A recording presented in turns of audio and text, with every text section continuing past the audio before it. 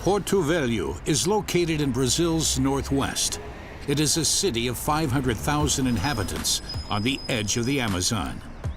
Just a stone's throw across the Rio Madeira are Bolivia and Peru, two of the largest cocaine producers in the world. In the last 2 years alone, police have seized $2.5 million worth of cocaine at the border. Just a fraction of what drug gangs are smuggling into the country.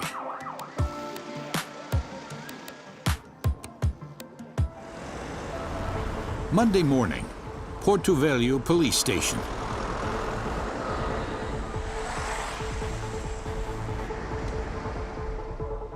Anyone caught with drugs or weapons ends up here first, in the police holding cells. 28-year-old Naum was arrested by the police on Saturday evening. He had tried to rob a bar while high on cocaine. I've done nothing wrong. It's a misunderstanding. I'm innocent. But the police see things differently.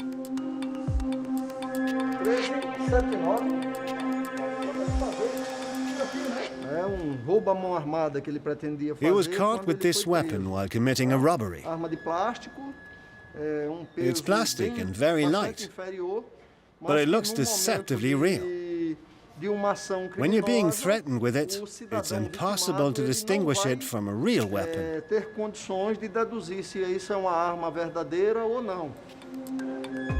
Brazilian law makes no distinction between real or toy weapons. Only the crime counts.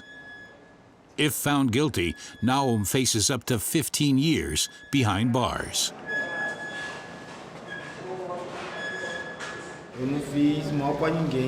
I'm desperate.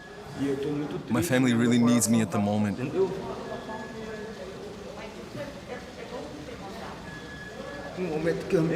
My wife will be having a baby this month. If they don't release me, I'll miss the birth of my daughter. I admit that I sometimes do take drugs and drink too much alcohol. I'm sorry about that. I have a drug problem. But other than that, I haven't done anything. I don't know what to do now. But instead of going back to his family, Naum is going to be held in a pre-trial prison. He will remain there until a judge decides whether or not he will go to trial. Even for a seemingly small fry like Naum, the security measures are extremely high. Brazil has the world's second largest cocaine market after the USA. Police and drug gangs are at war right across the country. Several police vehicles accompany every prisoner transport.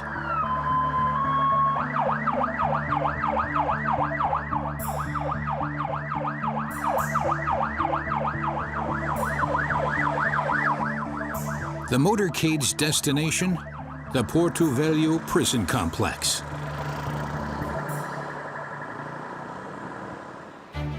Seven prisons in total, constructed one after the other to cope with the increasing number of criminals. The most notorious of these prisons is the pre-trial prison Urso Branco, the White Bear, one of the worst jails in all of Brazil. Riots have been taking place here almost every year since 2002. Gangs battling for control of the drug business are also fighting it out behind bars. They use every opportunity to eliminate rival gang members. In the past 20 years, more than 100 people have died in riots behind the walls of Urso Branco, a sad record for Brazil. The situation in Urso Branco remains a powder keg, despite the government tightening security in recent years. Sanitary conditions are catastrophic. Cells are desperately overcrowded.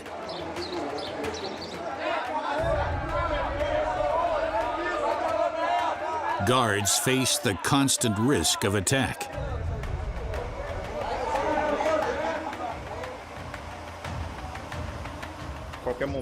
Something can happen at any moment. Instead of the usual batons, guards here carry shotguns with live ammunition. This is the only way they can keep the situation under control.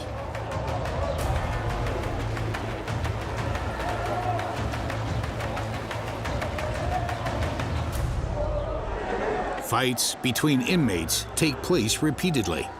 Fights that can quickly develop into the next riot.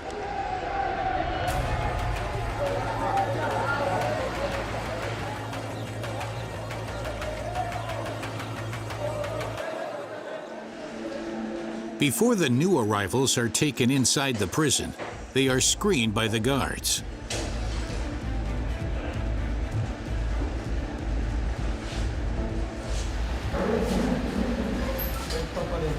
Go into that room over there. Everyone has to go through a body scanner. This is to prevent new detainees from being used to smuggle drugs or even weapons into the jail.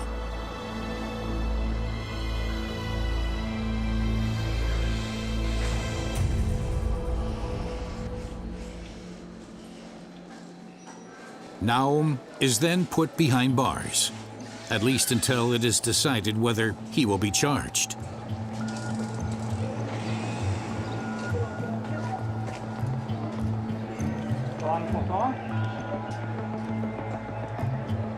The police hand him over to the guards at Urso Branco.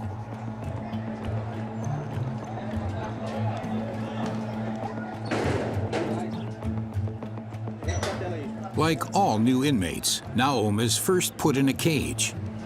The newly arrested here are waiting to be heard by a judge. The hearing will take place later by video conference. Taking the inmates to court would be far too dangerous. Naum is still hopeful of being out in a few hours. Eu vou ver o que o juiz vai decidir, né? Porque We'll soon know what the judge decides. I mean, it wasn't even a real gun, and the bar owner is an illegal. I don't think he will testify. Then, there's no evidence. Tá até sem documento o rapaz, não tem? Eu acho que ele nem vai lá no dia da audiência, pô. So, the waiting begins. Meanwhile, it is now late morning. The sun beats down mercilessly. Temperatures rise to well over 30 degrees Celsius. Despite the roof, the heat in the cages is almost unbearable, but the new inmates receive nothing but water. If it comes to trial, Naum will end up in another block. The pre-trial prison has a total of 8 blocks. Inmates there are segregated according to crimes. Block G is for new arrivals and sex offenders. Block H for crimes such as robbery or fraud. Block I for suspected murderers. Block J for those arrested for domestic violence. The large main building is made of 4 blocks. All drug criminals end up there, segregated according to gang membership. It also has solitary confinement cells. The prison is surrounded by a 6-meter-high and 1.5-meter-thick wall. It has 2 functions. In the event of riots, guards can keep the prisoners in check from here. The wall also serves as a bulwark against attacks from the outside.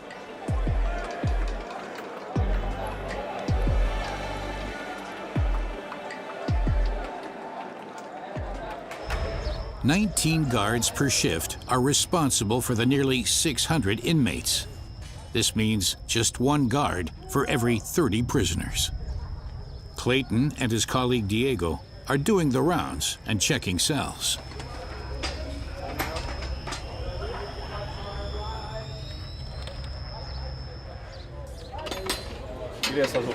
Take that away.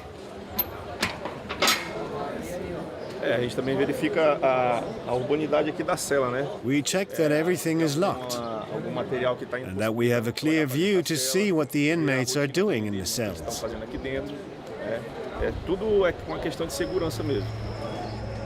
The guards are heavily armed and always carry loaded weapons. Each rifle contains a cartridge with special anti-riot ammunition made of rubber, but it can be reloaded with live ammunition.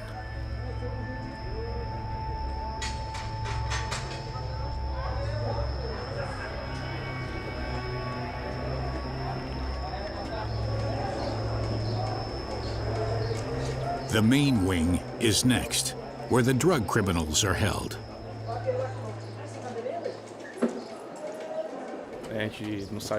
We have to be especially careful here because of the risk of a prisoner breaking out and attacking or taking us hostage. Several colleagues have already died in here. A prisoner once smuggled in a gun. He was hiding here in the shadows and couldn't be seen. He fired at my colleague and hit him here in the side, exactly where the vest has no protection. Things got really messy.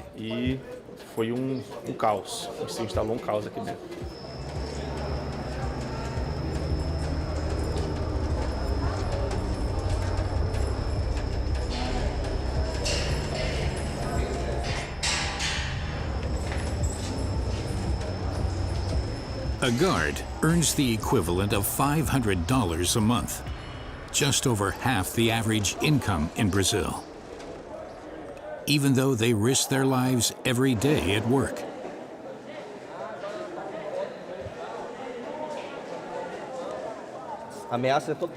We're at risk not only in here, but also outside. But it's our job, our life, no matter where we are, at home or with our families. The drug gangs will stop at nothing. They threaten the guards on the street, even snatch their children while they're playing or at school. At the moment, everything is okay. I say at the moment because things can change quickly. Inmates get 2 hours per day in the prison courtyard. 2 hours when they are not crammed into the fully overcrowded cells. Most inmates use the time for exercise.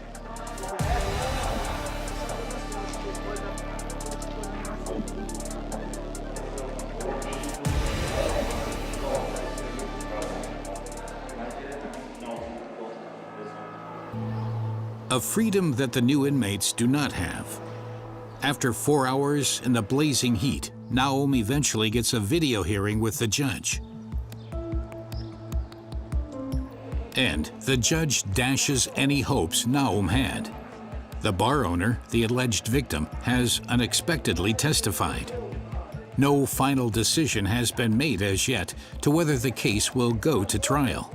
But Naum's chances look bleak, so it's back into the cage. The judge believes the victim more than me, but that's probably always the case. If I were to tell people now that I'd been robbed, people would believe me more too. It's word against word. I'll have to wait and see. I don't know when the decision will be made. The final decision on whether to press charges will eventually come by mail. Naum can do nothing but wait. He cannot afford a lawyer. If convicted in a trial, he'll be taken straight from the Urso Branco pre-trial detention center to here. The Jorge Thiago Aguiar Afonso maximum security prison, known as 603 for the number of inmates it can hold. Heavily armed guards, 3 rows of fences. The prison, built in 2019, has the highest security standards in the country.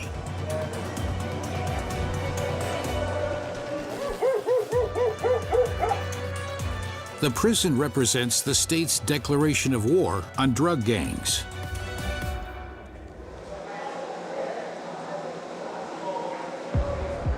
The start of a shift at the maximum security prison. Senior guard Antonio briefs his team on the day's schedule. Here too, rifles with live ammunition are part of the guard's standard equipment. First up is exercise in the courtyard. Inmates are allowed out of their cells for 2 hours a day. It's the worst moment. Courtyard exercise. There have been several incidents involving prisoners trying to escape or taking a weapon from a guard. It sometimes feels like a kind of competition among the prisoners. Who can kill someone? The prison has 3 wings with 20 cells each. Prisoners are segregated according to which gang they belong to. Block A is for members of the Comando Vermelho, Brazil's largest drug gang. Block B and C are for members of the Primeiro Comando da Capital, also a powerful gang, the biggest rival gang originating in Sao Paulo's favelas. Another floor exists above the cells. It has one purpose only: extra locking for the cells below.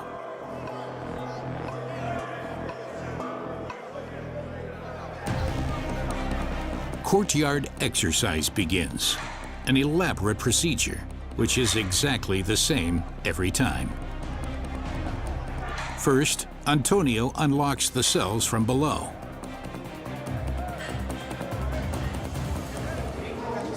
Each cell has 2 locking systems, one down here, one up there. The locks on the lower floor can be unlocked first, but the inmates can't get out until the locks are opened up there. That's our security system. The first rule for dealing with prisoners: reduce direct contact to 0 whenever possible. After unlocking the lower locks, Antonio and his men withdraw.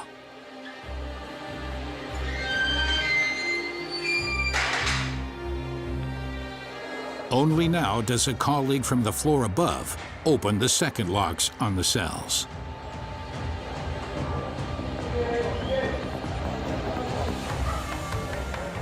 These security measures are having an impact. So far, no one has succeeded in attacking a guard at the maximum security prison.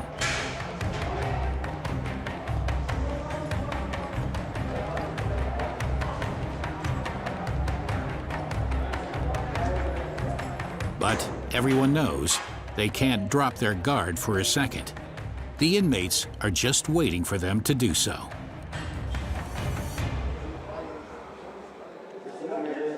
Antonio and his men use every courtyard session to carry out searches. They randomly search the empty cells.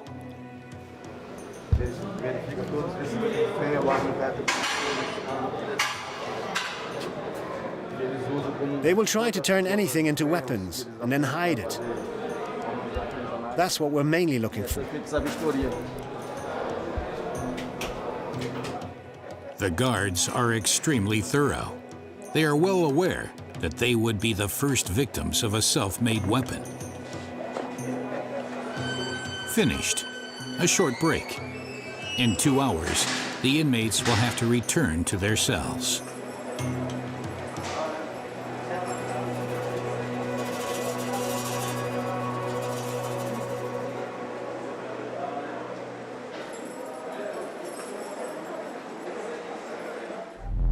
But for some inmates, even these security measures are not enough. These prisoners have a special wing, isolated from the rest, and with even stricter security measures.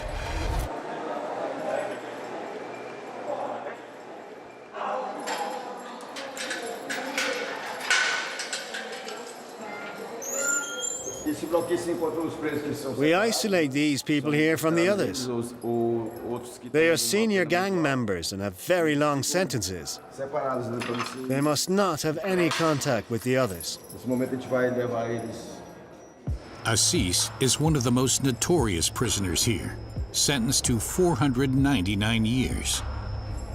His cellmate, Francisco, has been sentenced to 113 years. Due to their high sentences and brutal acts, they have a notorious celebrity status within the prison. In a prison riot, Assis killed 28 members of the opposing gang.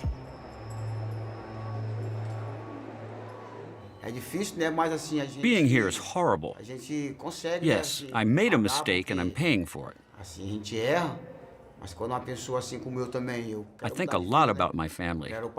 I miss them. My son was 3 years old when I went to prison. Now he's 15. He hasn't seen him since. His family wants nothing more to do with him. Assis and Francisco spend 23 hours a day in approximately 8 square meters of space, isolated from everyone else. The only things to do are crocheting and Bible reading.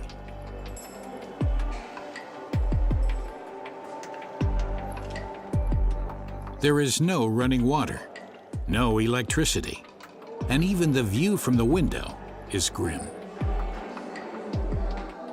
The cell is much too small. It's actually just for one person.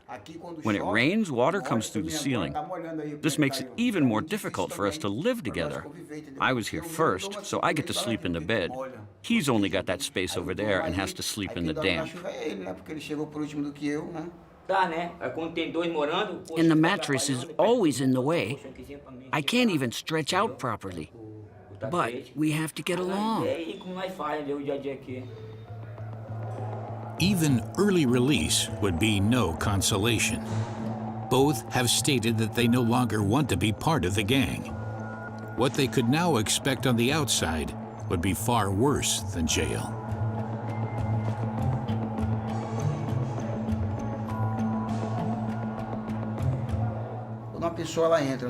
If, like me, you have belonged to one gang and have drawn blood from another gang, that is, killed a lot of the opposing gang members, and then you decide to turn your back on the whole thing, you've then got both gangs as enemies. If I get free, I'll have to try to leave the country as soon as possible, or I'll leave it in another way. It doesn't sound nice, but that's the reality. Your former gang might still forgive you, but the others never forget that you killed their people. Whatever the case, I would have to be extremely careful. Locked up in a maximum security prison or dead. The prospects for Assis and Francisco are bleak.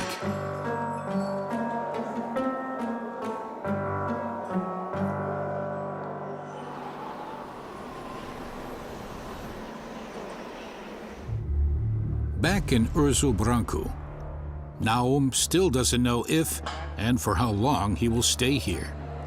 The judge has adjourned the decision until the next day. Naum must therefore spend the night in the pre-trial prison.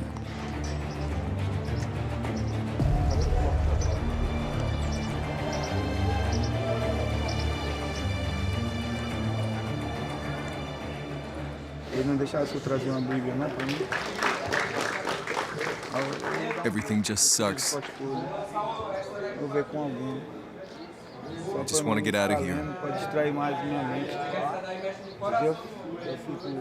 I just think about my family and my daughter all the time.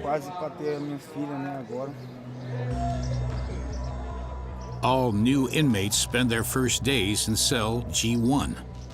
Whatever the crime and whatever the gang affiliation. Get back. Get away from the doorway. Go. Go to the back.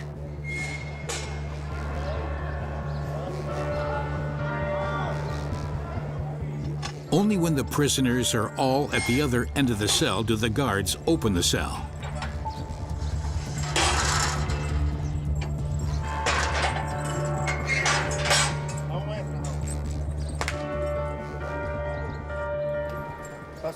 Shut the door.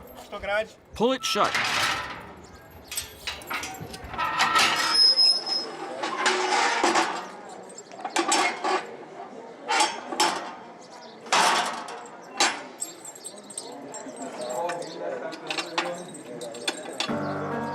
Naum shares the cell with 19 other inmates.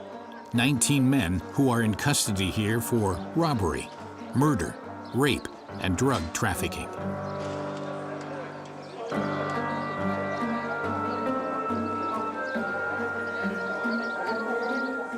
Inside is cramped, and the sanitary facilities are catastrophic.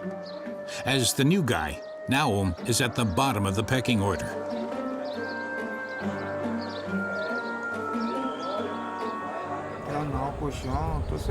I guess I'll have to sleep on the floor.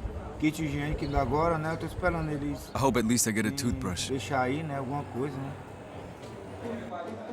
What's worse is that the situation behind bars can escalate at any time.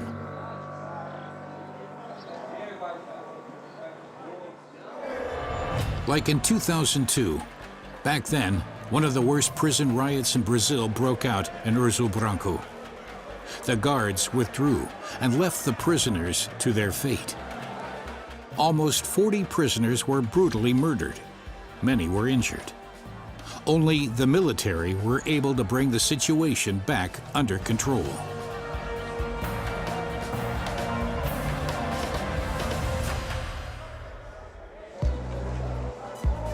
For the past 2 years, Angenisum Ferreira Chisusa has been security chief in Urso Branco.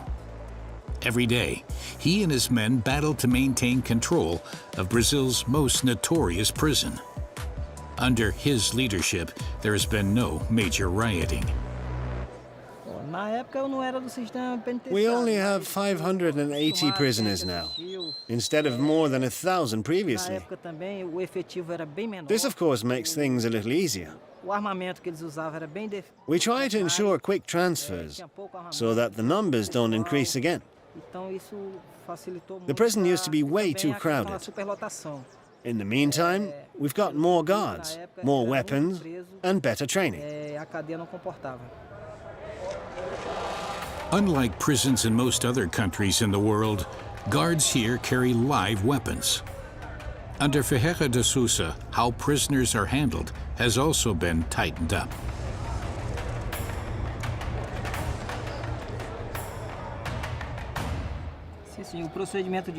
As far as our security concept is concerned, we treat all inmates the same, because any of them could pose a threat at any time.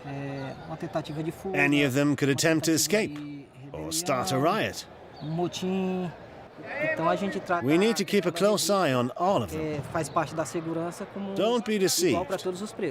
Even a seemingly harmless inmate can be manipulated by a more dangerous prisoner. That's why we treat everyone with the same caution, no matter what they're here for. He and his men have been successful yet again. Behind the walls of Urso Branco, another day has come to an end without incident. The night passes quietly. There have been no issues.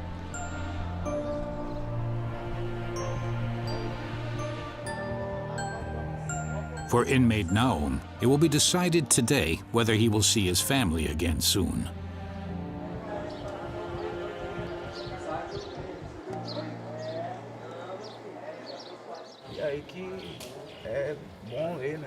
It's good to read. It gives strength. It gives comfort when God talks to me through the Bible. It strengthens. It gives me courage to cope with this situation here. It's not nice to be confined to a cell. I miss my family. I miss being able to just go anywhere I want. If charges are brought, the law permits Naum to be held in pre-trial detention for a maximum of 30 days. But the reality is different. The courts are overwhelmed and trials delayed. Inmates often remain behind bars for years.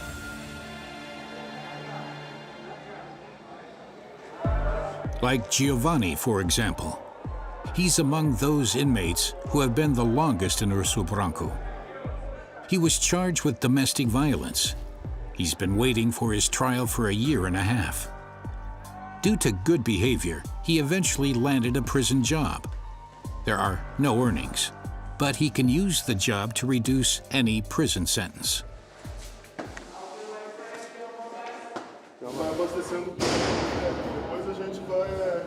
We hand out breakfast in the mornings. We then clean up the trash and wash down the corridors. A limpeza, como vocês estão vendo aqui, de cada galeria, a limpeza do pátio também. The biggest risk to workers, tuberculosis, one of the deadliest infectious diseases in the world. Every year, 1.5 million people die from it. The disease is highly prevalent in Brazilian prisons due to poor sanitary conditions. Workers like Giovanni work everywhere throughout the prison. They are therefore particularly at risk of contracting the disease and spreading the infection. But the jobs are still highly sought after. The workers have their own building and can enter their cells as they want. And compared to the normal cells, theirs are quite luxurious.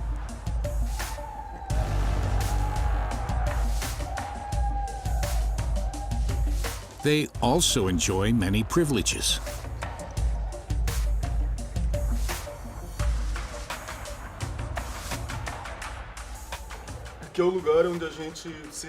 This is where we usually meet for our lunchtime or afternoon coffee. This is a Brazilian tradition that we are allowed to continue here. A total of 12 workers share the space.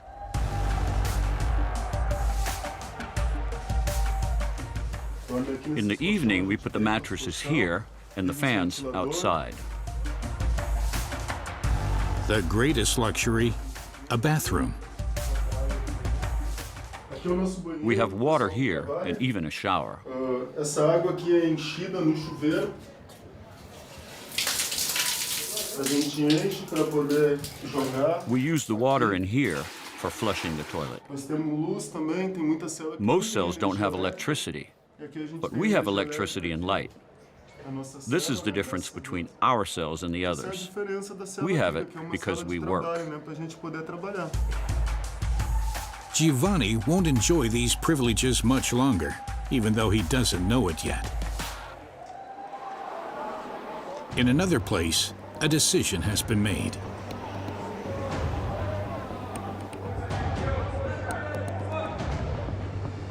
The judge has ordered that Naum be charged with aggravated robbery. It is now certain that he'll be staying longer. After registration formalities, hair shaving is scheduled, a procedure that awaits every inmate sooner or later. É ruim, né? Ficar careca. This feels like total crap. Entendeu? I don't want any of this. Naum is now officially part of the system. A merciless system. Security Chief Adjunison has scheduled a cell search for today. Not only for reasons of security, but also as a demonstration of power. The guards are supported by a special unit referred to as GAPI.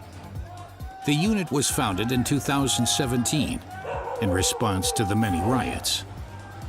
These men are specially trained to take out rioting prisoners and regain control of the prison. Essa daqui. Pessoal, sala 2. Tem quantos internos aí, sala 2? How many of you are in the cell? Come out in groups of 2. Every inmate must leave the cell for the search. Bora, 2 e 2. Come out, backwards, with your back to us. Out, out! Bora, vai pra lá, vai pra lá. The action moves so fast that the prisoners don't have time to resist.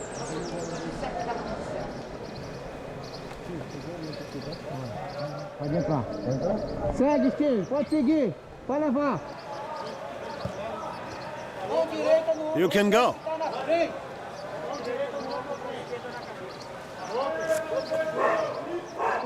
Go! Go! We can go in. Follow me inside.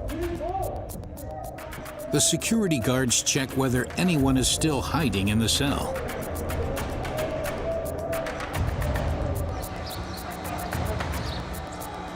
They take the prisoners to the courtyard. The inmates will have to wait there until the end of the cell search.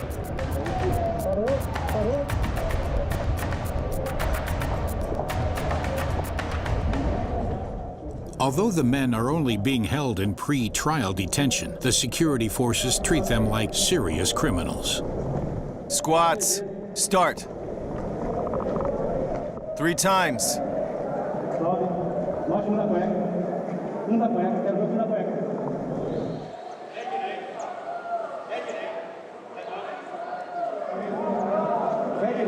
Feet forward. The other.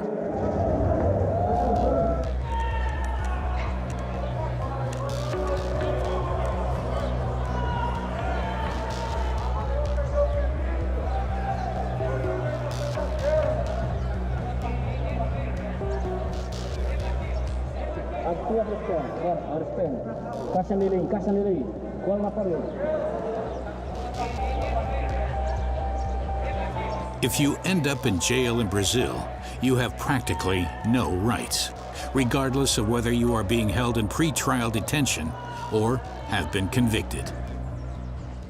And the majority of inmates can't afford a lawyer anyway.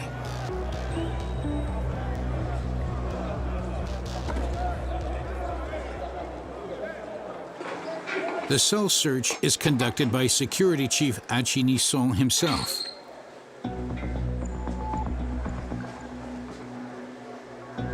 Inmates may only possess hygiene products and food that relatives send. Even cigarettes are banned.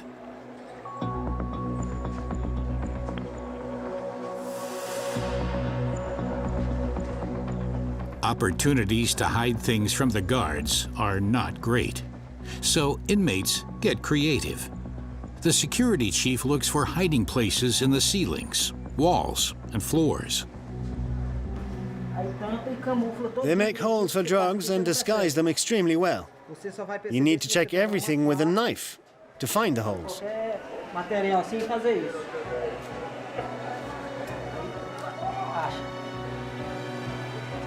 The inmates' mattresses are next. They are a good hiding place for self-made weapons. The prisoners store their few belongings in plastic bags. Tobacco or drugs could be hidden here. They often use waistbands.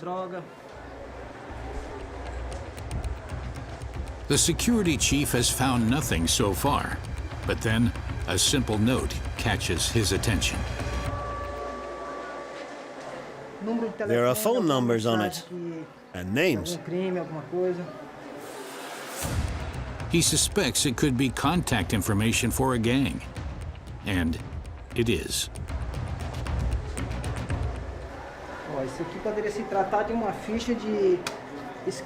This note might be used to organize a crime.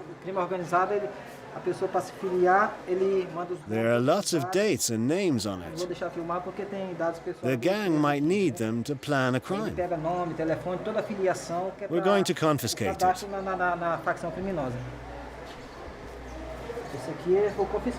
There could also be dates and numbers or names in this. Looks like a book, but it's a bomb. The chief of security is satisfied with the results of his search. This shouldn't be here. After more than an hour in the blazing sun, the prisoners are allowed back into their cells. Punishment for the owner of the note can range from a ban on visitors to solitary confinement.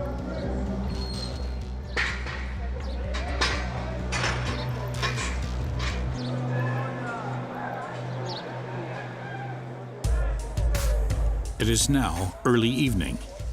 Food for the inmates is provided by an external company. Giovanni and his colleagues pick it up at the entrance. A good way to smuggle drugs into prison. I've been here so long. By the time I get to court, I'll have almost served my sentence. Why should I do anything wrong now? I just want to do things properly. I want to be truly free. But Giovanni is not as exemplary as he appears at the moment. It'll become clear later. There is no canteen. Far too risky. Inmates get food handed to them in their cells. The doors are not even open to hand over the food. Nevertheless, the workers are repeatedly attacked.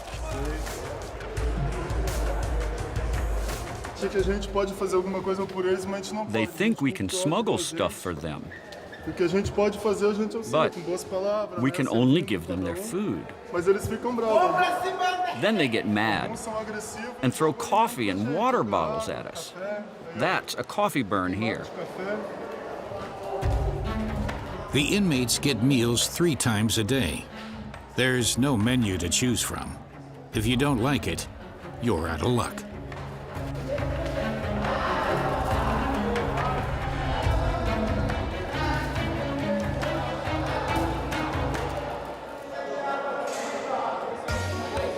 After the main wing, it's the turn of the outer cells. The newcomers get their food last. For security reasons, cutlery is not provided. It would be too easy for the inmates to make weapons out of it. I fold it into a spoon. That's how you do it. At least the food doesn't look that bad.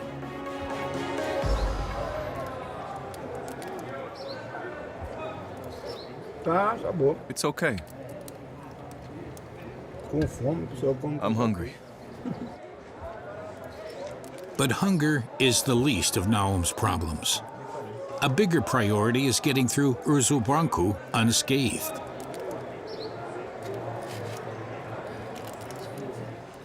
I don't talk to anyone here. In a place like this, it's better to keep your mouth shut.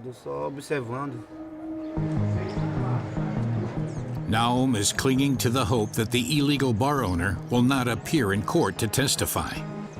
Then there would be insufficient evidence to convict him, and he could go home to his family.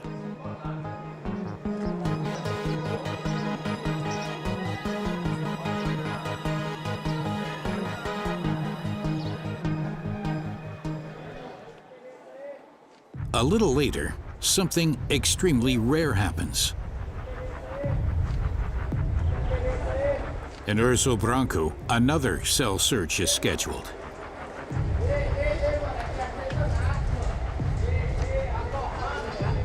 In the wing for the workers, an unusual measure.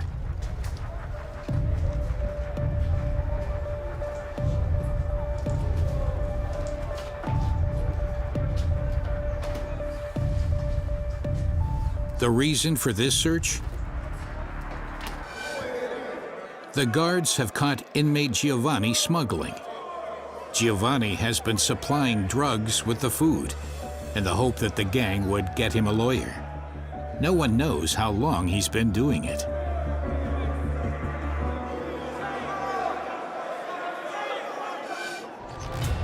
The search will reveal the extent of the smuggling and whether other workers are involved. Well, the first thing we do is that we take everything away from the walls and put it in the middle, in a big pile. Then we have to check the clothes. Things are often hidden in here. We really have to check everything thoroughly.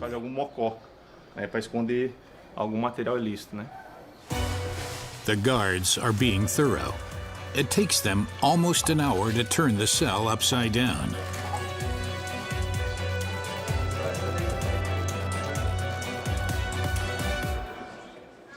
The search has been completed. We haven't found any forbidden items in the workers' cell. E agora vamos seguir para continuar a rotina da unidade.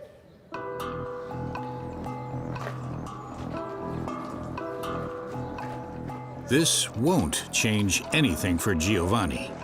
He'll spend at least 2 weeks in solitary confinement and will lose all his privileges. Even worse, he'll end up in one of these cells and be at the mercy of the laws and rules of life in Brazil's Urso Branco prison. A prison that is certainly one of the most dangerous and harshest in the world. Brazil, the 5th largest country in the world. The South American nation is on its way to becoming one of the strongest economies. But at the same time, it has one of the highest crime rates in the world. More than 800,000 people are behind bars in Brazil. The state of Maranhão is located in the northeast of the country. It is slightly smaller than Germany. Some 7 million people call it home. Maranhão is one of the poorest federal states. The per capita family income is the lowest in Brazil, the equivalent of just $130 per month. As a result, many take refuge from poverty and unemployment in drugs and crime. More than 5 murders take place in Maranhão every day. The most dangerous criminals end up here, in the São Luís prison complex on the outskirts of the capital. The complex consists of 9 different prisons, one of which is solely for women. 300 female criminals are serving their sentences here under the highest security measures. Most of them are here for crimes like murder, robbery, or drug trafficking. 6 o'clock in the morning, the prison is slowly coming to life. It's the start of the shift for guard Cassia and her colleagues. Everyone who enters the prison is thoroughly checked beforehand, including the guards. Absolutely no one should have the chance to smuggle drugs or weapons into the prison. I hope today goes without incident, that everything is calm, and that there are no problems. Because you always have to expect them here. In addition to the metal detector, everyone must go through the body scanner, which detects weapons, drugs, liquids, and even SIM cards. While men work at the security checkpoint, the guards inside the prison are all women. For security reasons, Cassia only puts on her uniform inside. Police and correction officers and court officials are popular targets with the gangs. The São Luís Women's Prison is part of a gigantic prison complex with a total of nearly 4,000 inmates. The women's prison has 2 main wings, each with 17 regular cells and 6 isolation cells. One wing is for sentence prisoners, the other for remand prisoners. Each wing has its own outdoor area for walks around the yard. There is also a special wing for pregnant women and mothers with children. Adjacent to it are a bakery, a sewing shop, and a computer center where the prisoners work.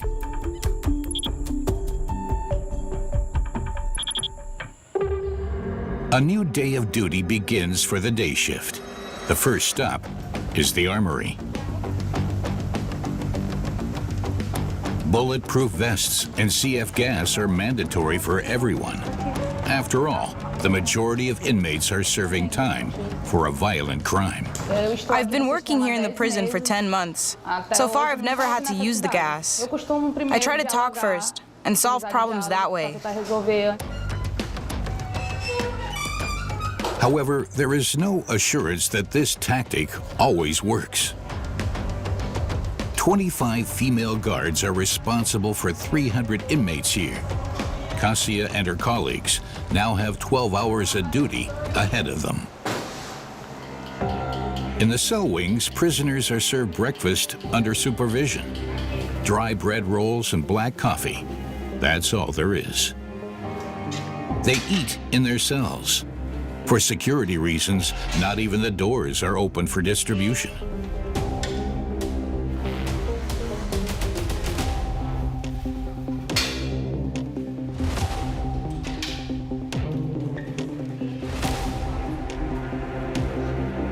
Before the first prisoners are allowed to leave their cells, the guards systematically search the inner courtyard. We check everything every day. The courtyard, the classrooms, and the cell for inmate visits. The first thing the inmates do when they come into these areas is look and see if something illegal is hidden here. The guards look for anything that can be used as a weapon, drugs, but also notes with messages. Because in the worst case scenario, they could be used to incite a riot. The yard is clean. Next up is the classroom. Many of the inmates have never attended school and only learned to read and write here in prison. Apart from a pencil, the guards can't find anything here either. First, the prisoners who have a job go to their workplace. Some work in the sewing room. There are some who process data, and then there's the bakery. The prisoners from the bakery are the first to go to work.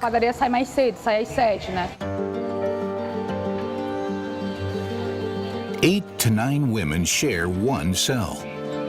The cells are just 14 square meters in size.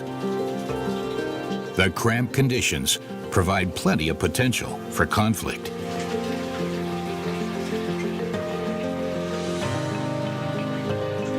There is only one wash basin, as well as one shower and one toilet for 9 prisoners. Using very simple means, inmates try to make the dreary cell at least a little home-like. Even the view from the small window is depressing. Inmates see nothing but the neighboring prison. For 36-year-old Katiane, this has been everyday life for 12 years. The former prostitute was convicted of murder. I have adapted. You learn to live with all kinds of people here.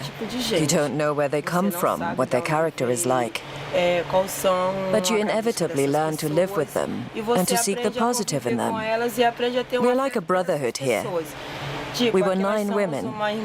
One has recently been made redundant. Now there are only 8 of us left. If one of us is unwell, the others are there for her. Privacy is non-existent here. The women keep their few belongings above their beds. Disputes mean trouble for everyone. Katiane and her cellmates have developed some solid rules. In the bathroom, for example, priority is given to those who are working, whether brushing teeth, showering, or going to the toilet. The same applies if we want to freshen up after work. There are 3 of us who go to work in the morning, so we're the first ones in the bathroom. Since I wake up early, I shower first. Valdirine comes after me. Poliana is always the last to shower because she's the slowest of us all. Then the others get a turn. That's how we organize ourselves here in the cell. Katiane works in the prison bakery. She goes to work every day at 7 in the morning. Those who work either earn around 150 euros a month or can reduce their sentence through their job. The prison tries to give the inmates as many training opportunities as possible. Without training, they almost inevitably slip back into crime after prison.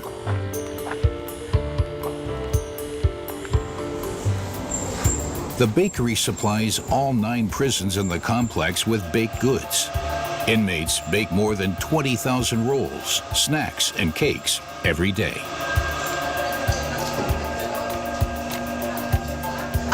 This is my workplace. I'll put on my apron and get started. I have everything I need right here.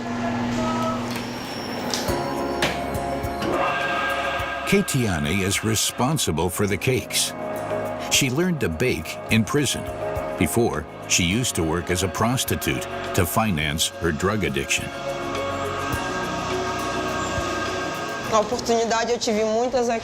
The job is a chance for me. I get a lot of opportunities in here. In the beginning, I was a very rebellious inmate. I caused a lot of trouble. But today, thank God, it's different. I know that if I mess up, I'm only hurting myself. Then I'll have to spend even more time in here, and that means I'll be separated from my children even longer. Thanks to good behavior, Ketiane could soon be released. I'm thinking about starting a small business from home. I'll make breakfasts and snacks there and sell them as a takeaway. I'll also apply for a job at a bakery, depending on what job offerings there are. The problem is, when we apply for a job, we have a very hard time. People don't trust us. A vicious cycle. Without a job, drug dealing or prostitution are often the only way for many former prisoners to make a living. I love my work. Now I'm about to make new cakes. But first, it's time for a break. There are sweet rolls from the day before and coffee with milk, a little added advantage of the prison job. Fortunately, we can eat things that those who don't work can't. It adds a bit of variety. Sometimes I can even fry myself an egg or something. Ketiane stays at the bakery until the afternoon. Every month, 10 to 15 new inmates from all over the state arrive at the prison.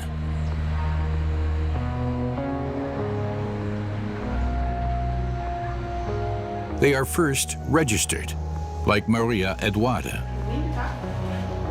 Do you belong to a gang? No. Got your hygiene package? Yes. This is Maria Eduarda's first time in prison. It's a frightening situation for the sales clerk.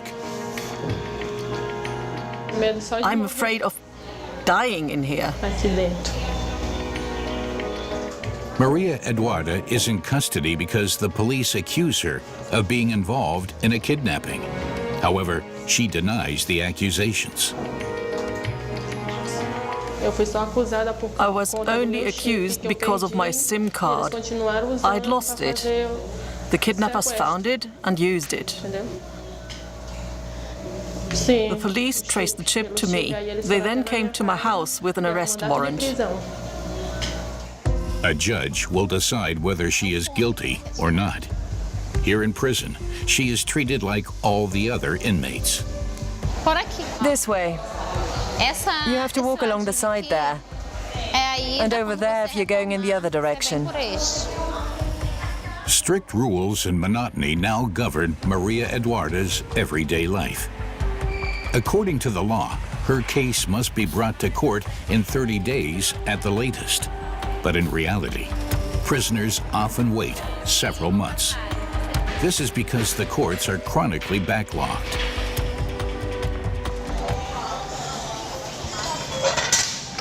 All newcomers are initially placed in an isolation cell until their admission procedure has been completed. The cell is small and shabby, but at least it offers some privacy. Maria Eduarda doesn't see it that way.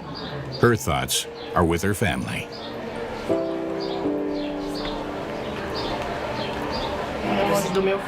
I miss my son. He's only 2 years old. And all because they arrested me for something I didn't do.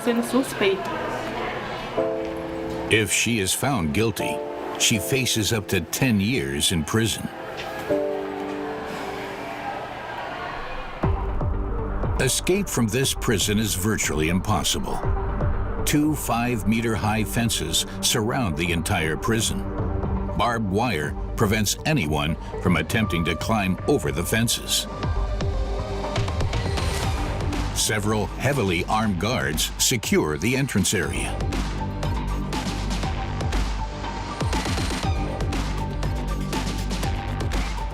And there are surveillance cameras in every corner of the prison. The guards keep an eye on the cameras around the clock from a central monitoring room. Much like in an airport tower, the guards take turns every few hours so that they are always fully focused on their task. We look for anything that is illegal and watch for quarrels and fights. Some prisoners are also mentally unstable and go crazy. We also look for drugs and objects that can be used as weapons. Video surveillance enables the guards to detect disputes and disturbances before they become dangerous. However, there is one thing that guard Samia has yet to experience. I haven't seen an escape attempt since I've been here. Our biggest problems come from prisoners who are disturbed, or quarrels and fights among the women, and the trade of illicit goods. Then, Samia discovers something suspicious. In a waiting cell, 3 women are behaving strangely. They're up to something here. They whisper and look around to see if anyone is coming. That kind of thing is highly suspicious. Copy P3. P3? Bruna, what's going on in the waiting room? Everything looks okay. Because they're moving around. The one with the long hair. I think that was because one inmate was leaving. That's how it works. Okay. It was a false alarm this time, but things can get serious at any moment.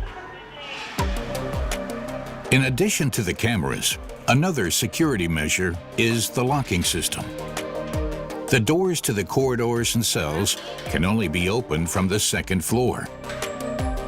This reduces contact between guards and inmates to a minimum and prevents the guards from being attacked.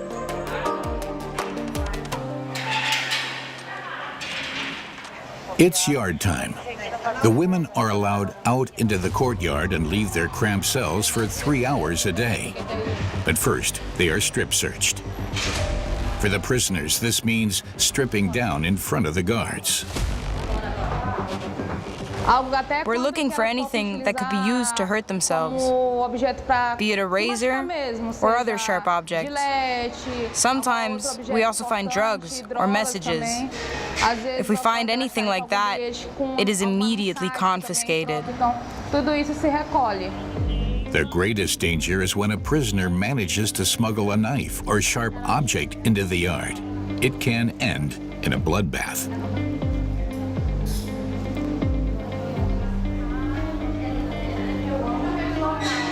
Only those who are clean are allowed outside.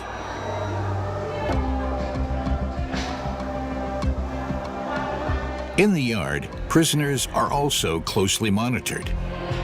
Many of the women used to belong to rival gangs, and not all have abandoned them while doing their time in prison.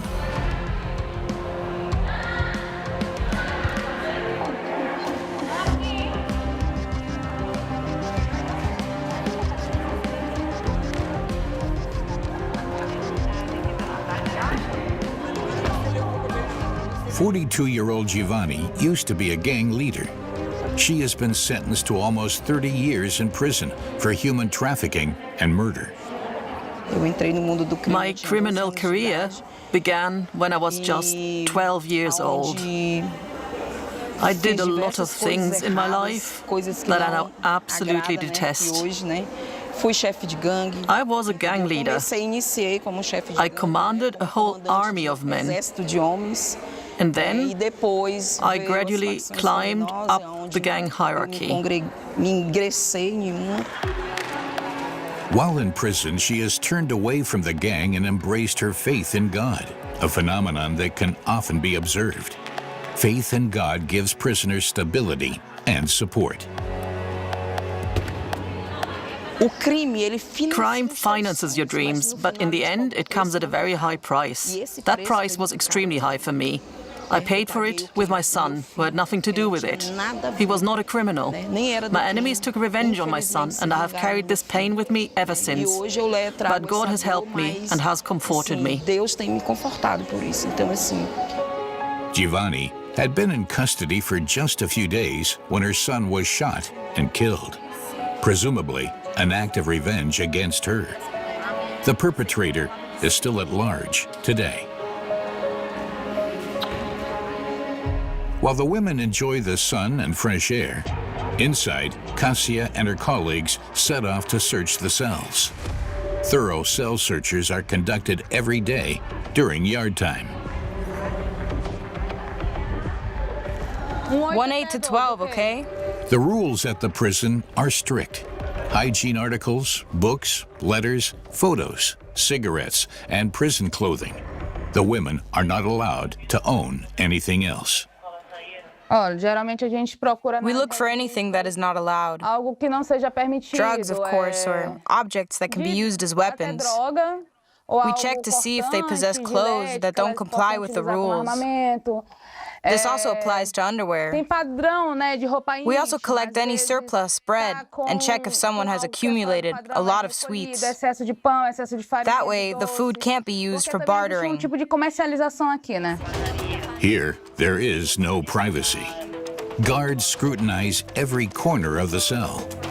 The cleanup has to be done by the inmates themselves. That way, they are well aware that their bed and belongings have been searched. It acts as a deterrence measure.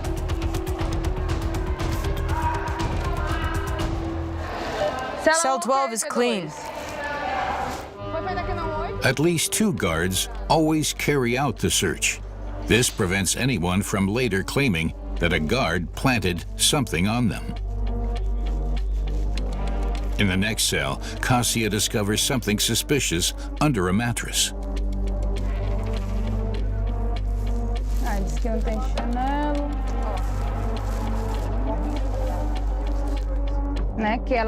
They tear up their clothes and use the strings as clotheslines.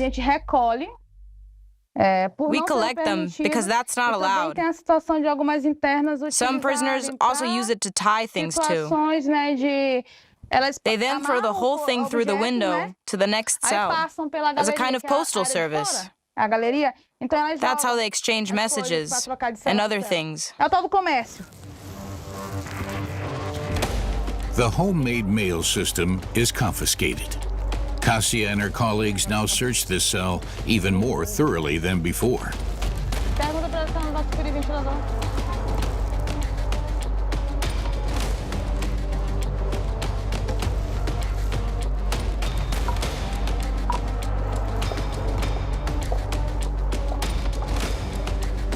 But apart from the cord, they find nothing else. After an hour, the inspection is over. Cassia enters her find in the log. At least in this respect, inmates usually stick to the rules. Of course it happens, but we very rarely find anything, especially things like knives or other weapons. This is primarily due to the fact that we search the cells every day, and the inmates know that. Punishment ranges from a warning to 30 days in solitary confinement, depending on what is found.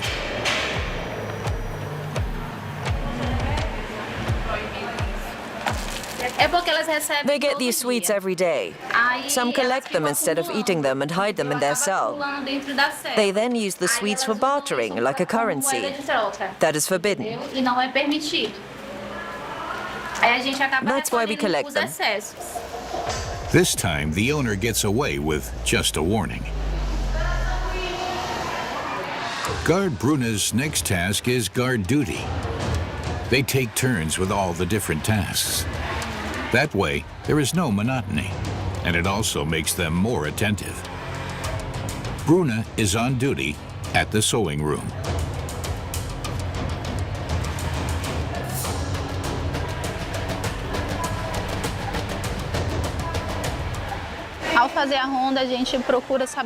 We watch the prisoners during guard duty, especially when they walk around. They have scissors and tweezers, which could be used to hurt each other.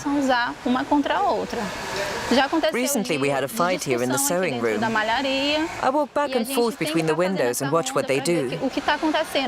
Normally, that's enough to avoid a conflict. I'm responsible for this area and the workshop over there. The prison complex used to be notorious for bloody clashes and riots. Although this has since changed, it can still happen again at any time. I fully realize that one day I will have to shoot it at someone. I'm well prepared because we train for exactly this kind of situation. I've had 2 courses in the last 3 months. The training includes shooting and also learning how to deal with critical situations. It's part of the job. Fortunately, things don't appear to be so critical today.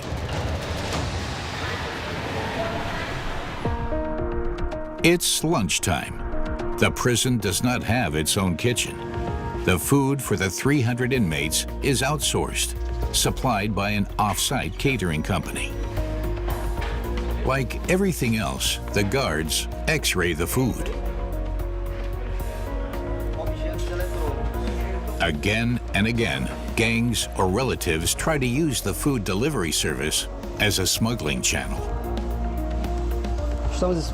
We mainly search for electronic devices, such as cell phones, and for drugs. In prison, both are extremely valuable. Prisoners are prepared to pay several $100s for a cheap cell phone. This is because it can be used to sell drugs and manage gang activities outside prison. These items are displayed here with a higher density because they have properties that distinguish them from organic substances. By organic, I mean food. The device can tell if there are drugs or electronics hidden in the food. Everything that is not food then appears much more prominently on the screen.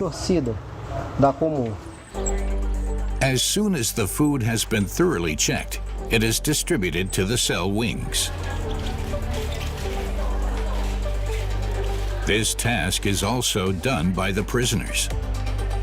Everyone gets the same. If you don't like it, it's just tough luck.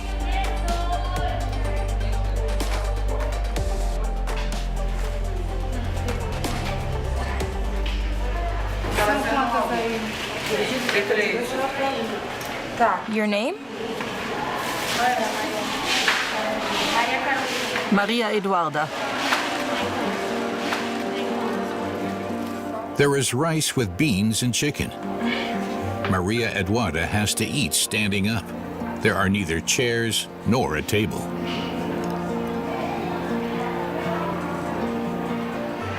It tastes pretty good. But she's not really hungry.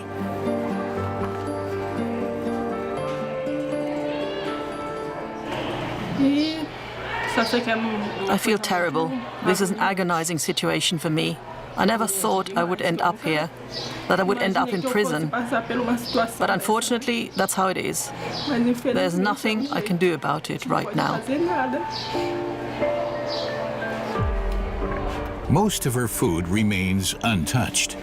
Maria Eduarda shares the quarantine cell with another newcomer.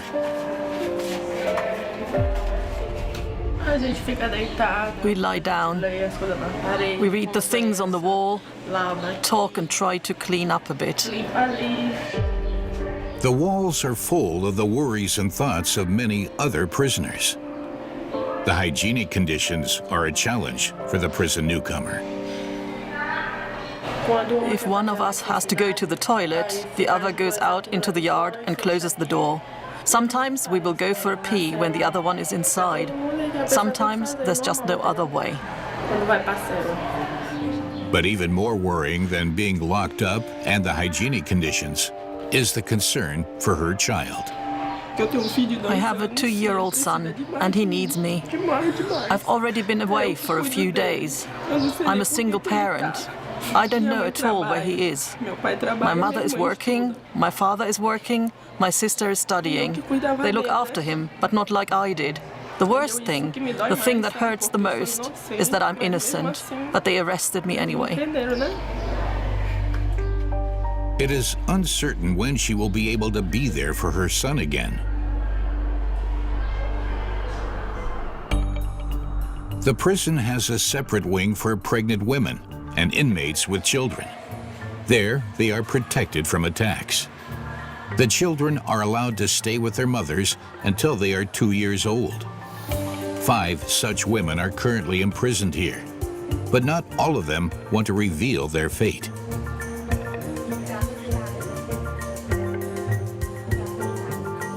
Inmate Denise had her baby in prison. She's in a gang and has been charged with murder. It's not easy to look after a baby in prison when you're locked up. Everything is much more complicated here than on the outside. We are very dependent on help from others, from strangers. We rely on churches to help us.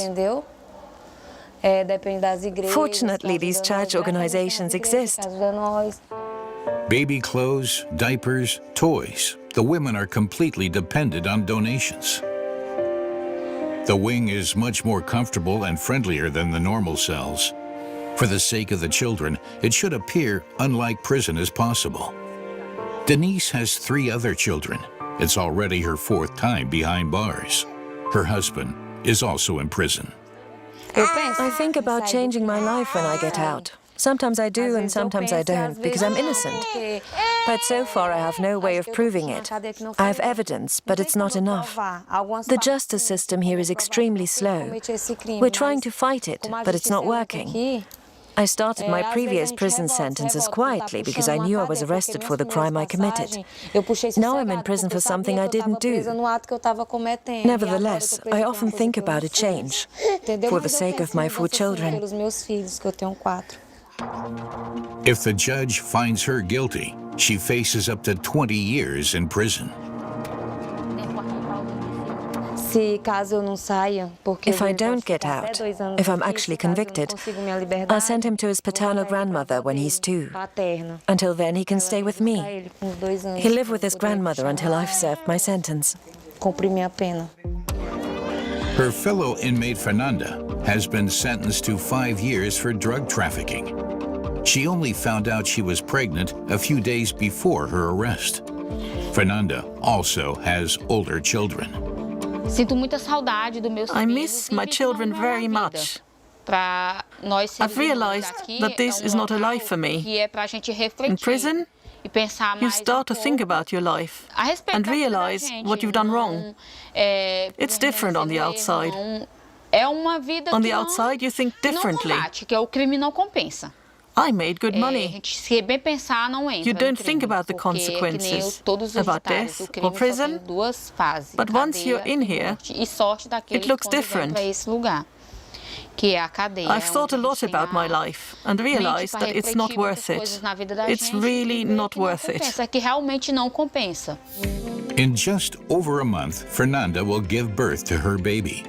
Like any expecting mother, she is looking forward to the birth of her child, despite the difficult circumstances.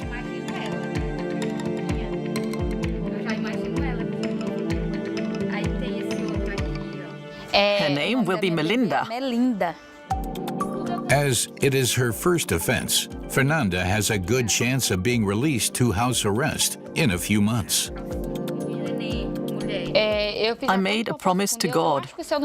I believe that if I hadn't moved from Brasilia to Maranhão, I wouldn't be here today. In Brasilia, I worked in a pizzeria. I enjoy cooking pasta, pizza, and other dishes. I worked there for 3 years. If I had stayed there, everything would be different. I wouldn't have come into contact with the wrong people or with drugs. My family lives in Brasilia. When I get out of prison, I want to go back there because I have a house there. My daughter and my granddaughter live in Brasilia. There are more opportunities to find work there than in Maranhão. Whether the two women really managed to put their good intentions into practice is questionable. The power of the gangs is great. Only a few managed to get out. Quiet returns in the early afternoon. Most inmates are in their cells. The prison is well monitored by the cameras.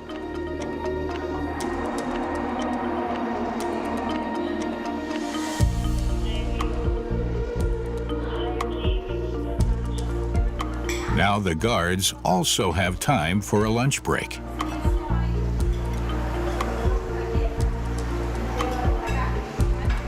Cassia and Bruna have both only been on the job for a few months. When I decided to become a prison officer, it was mainly for financial reasons. I now find it personally fulfilling and even challenging. It is a challenge. When I applied to train as a prison officer, my family didn't know anything about it. When I told them, they were naturally scared, afraid of the gangs, afraid that something would happen to me. On the outside, you're bound to meet former inmates at some point who recognize you. They're afraid that one of them might do something to me, as a kind of revenge. The guards earn around $800 a month, twice as much as the minimum wage. But an act of revenge is always an ever-present danger. On my front door, someone wrote that prison officers will die. My neighbors know that I work here. I don't think that was from inmates or former inmates. It's from the gangs. They don't approve of the job and hate anyone who does it. My family got very scared as a result, and we had to move to another neighborhood. That was a very bad situation, because I had to give up my house, everything I had built up there. I feel a bit uprooted. It really put a strain on me. It's still a very difficult situation for me today.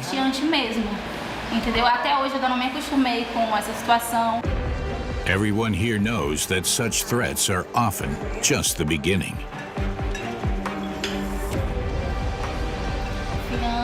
You become suspicious of everyone. We've become more cautious about everything, not least because I have two daughters. I moved mainly because of them, but it was very difficult to get through it all. We are not to blame for anything. We are not to blame for what these gangs think, for what they do. We are here to do our job, and in the end, we will be punished for it.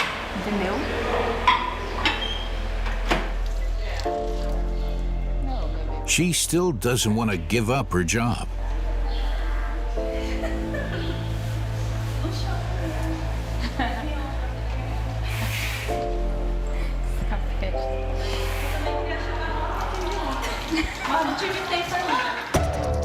The guards have shooting practice on a regular basis. The shooting range is located in the middle of the prison complex. The prisoners are supposed to hear them practicing, so they know that the guards are prepared. Today, the women are practicing putting down an uprising. Attention, troops. Let's go, let's go.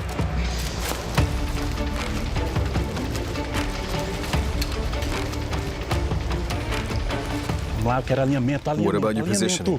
Align yourselves. Attention.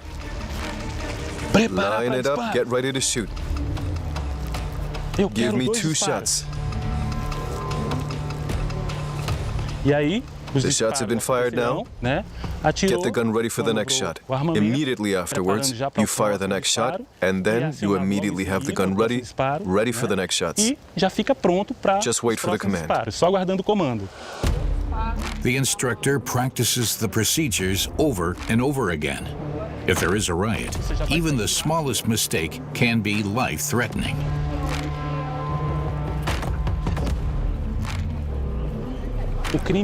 Criminals are always innovative. That's a fact. Unfortunately, that's also the reality.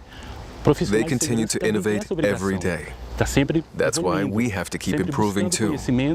We have to train ourselves to keep up. Rigorous and intensive training like this is essential.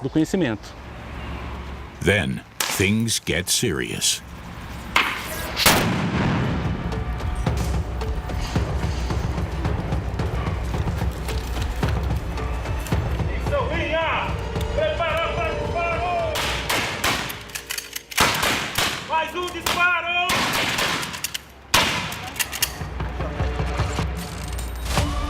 Tactical retreat is also part of the training.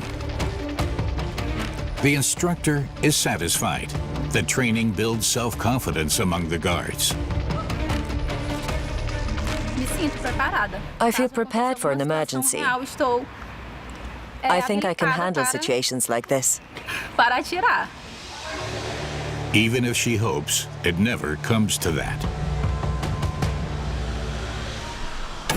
A few meters further on in the women's prison, things are getting serious for newcomer Maria Eduarda.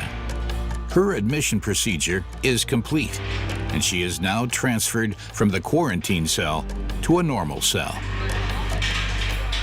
Your hygiene package.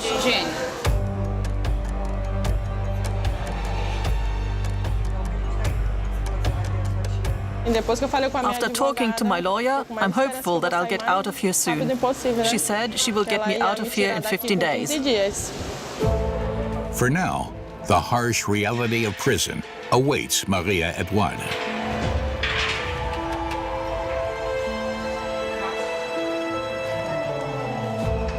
From now on, she has to share a cell with drug dealers, murderers, and gang members.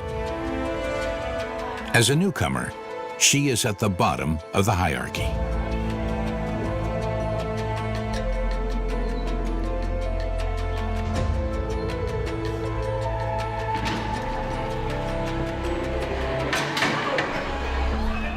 It's early evening.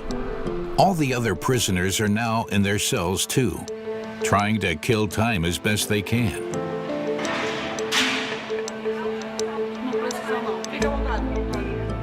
For Baker Katiana, it's the worst part of the day. I'm always very busy in the morning. I get ready and go to work. Then time flies by. But from 5 o'clock in the afternoon until the next morning, time seems to stand still. It just doesn't pass. No matter how hard you try to do something to occupy yourself, time passes slowly. In fact, the more you wish it to pass, the slower and tougher it feels. It's a dynamic that we learn to live with. We get through together with others. We have no choice but to get used to it. Unfortunately, that is our reality.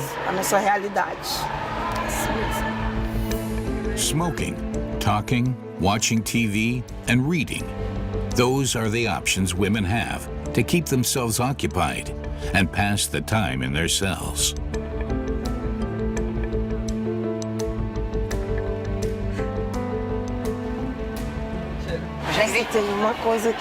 I keep the things that are important to me here. At the beginning of the month, we can receive post, photos, and letters. This is a photo of my mother. She died and I couldn't say goodbye to her because I'm in here. She had an operation and died. The only personal belongings allowed in the cell are photos and letters. That's all we're allowed to have here.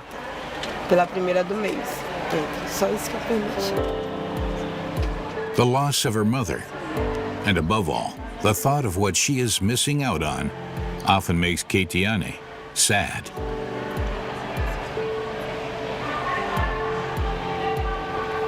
But she still tries to find something positive in her prison life.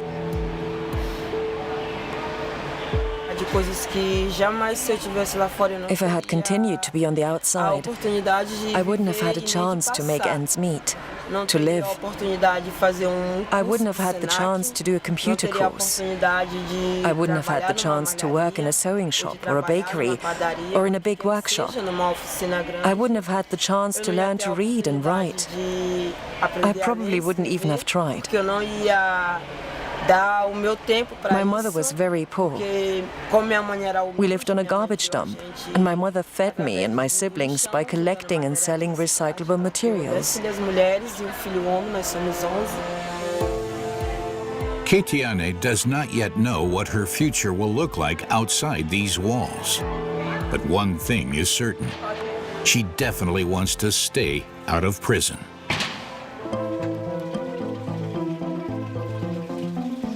Former gang leader Giovanni is also already making plans for her time after prison.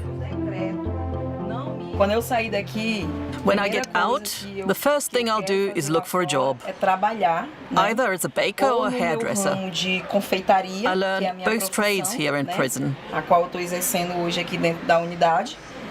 But there's a much more important job than those two, which is to fulfill the mission of the Lord Jesus. I don't even know if I'll have time for the physical work, because I definitely want to continue spreading the word of Jesus. However, it will be at least another 15 years before then. While Giovanni, Ketiane, and other prisoners are facing a long night in their cramped cells, the guards are now off duty. The night shift takes over.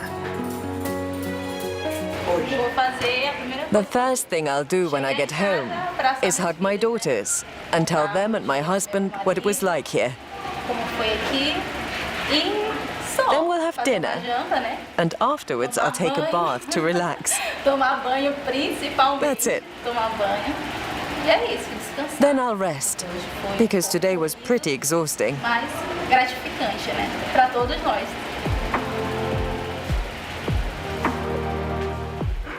This marks the end of a long day in one of the toughest women's prisons in the country.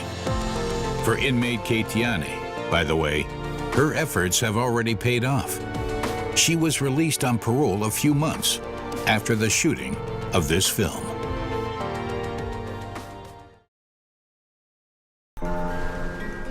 João Pessoa, Brazil, lies on the easternmost tip of the American continent. It's the capital of the province of Paraíba.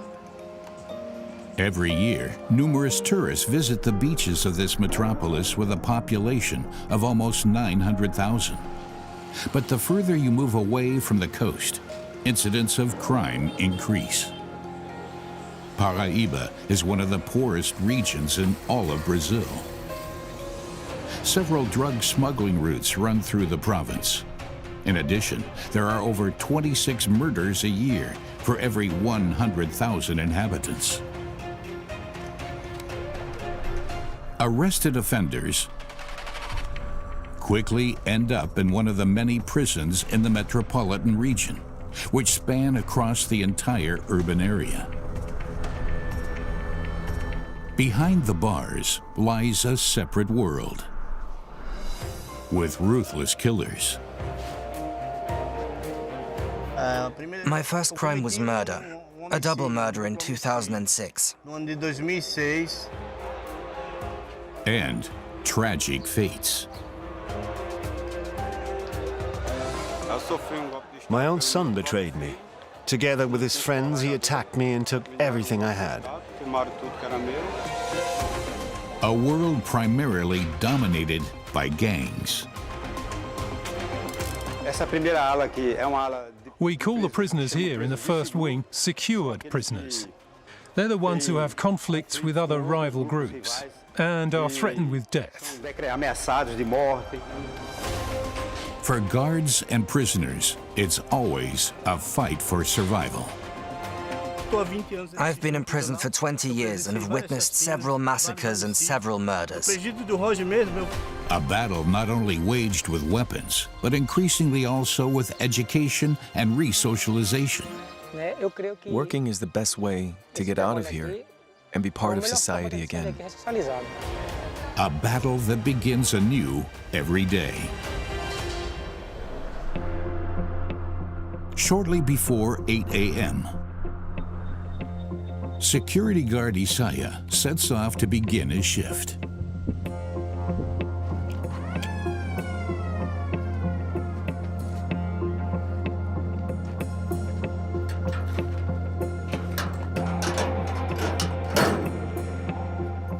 Elias, bom dia.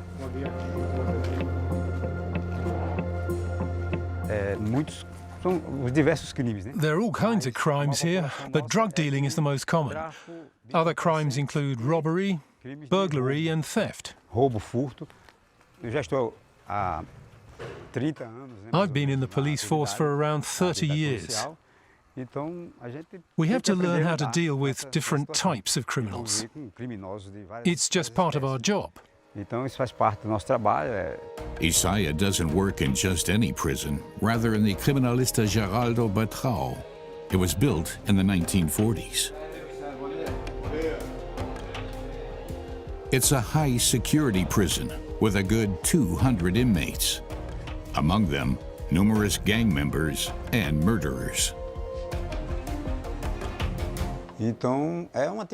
Our job is full of risks. We worry about that all the time. When you're on duty 24 hours a day, you're always alert and worried, because a risk of a riot and prisoners breaking through the bars is ever present. Those in prison here are, after all, always and everywhere in the majority. And that's why we're concerned about our lives, and that we get out of here unharmed. While Isaiah gets ready for his assignment, the night shift is the last to search the inner courtyard.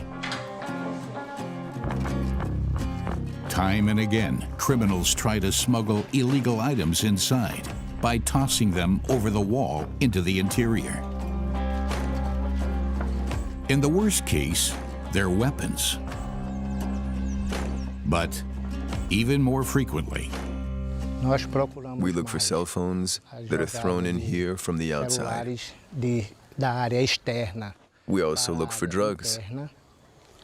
They all get in here from the outside. We just look for all kinds of things that could be dangerous here inside the prison. Now, drones are also being used by the smugglers, who are becoming increasingly more sophisticated. We also found some unusual things here, like a fake chunk of stone, and there were drugs and cell phones inside there too. The stone broke apart when it was tossed over the wall. We were able to see what was inside. It contained drugs and cell phones. While the team is still searching the last few meters, the day shift begins at 8 o'clock sharp. Good morning, Luciano. Good morning. Everything okay? Everything's fine. We had no problems.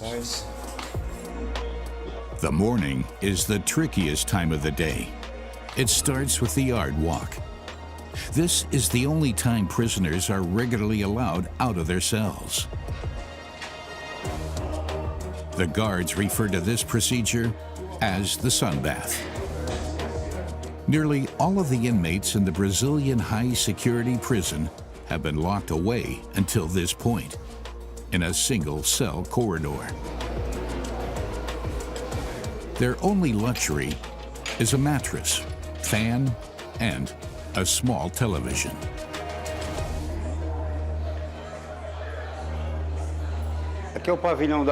This is the pavilion, where we have a total of 17 cells. They are separated into rival groups. That's standard practice for our prisons. The first wing is for the prisoners we call secured prisoners. These are the ones who have conflicts with gangs and are threatened with death. That's why we simply have to separate them. We have a few other rival groups here. We divide the gangs into several different cells. Otherwise, everything is the same. The cells are the only way to keep them separated. On average, there are around 12 inmates in each cell. They spend almost 24 hours there, every single day.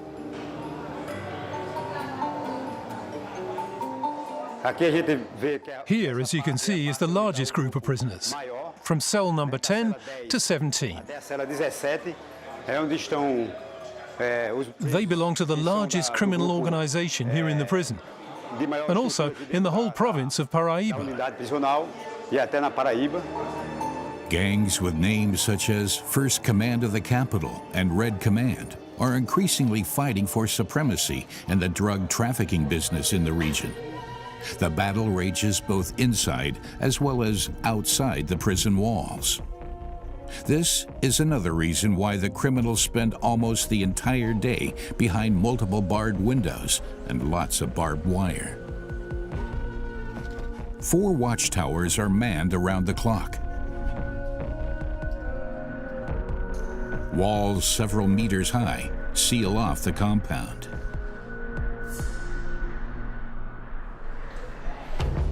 The guards always act under the strictest security precautions, even at the slightest direct contact with inmates, such as with Lyndon.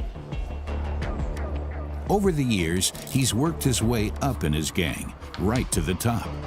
Now numerous other gang members want him dead. Surprisingly, his rise did not begin out on the streets of Brazil. It started inside prison. The first thing I did was commit a murder, a double murder in 2006.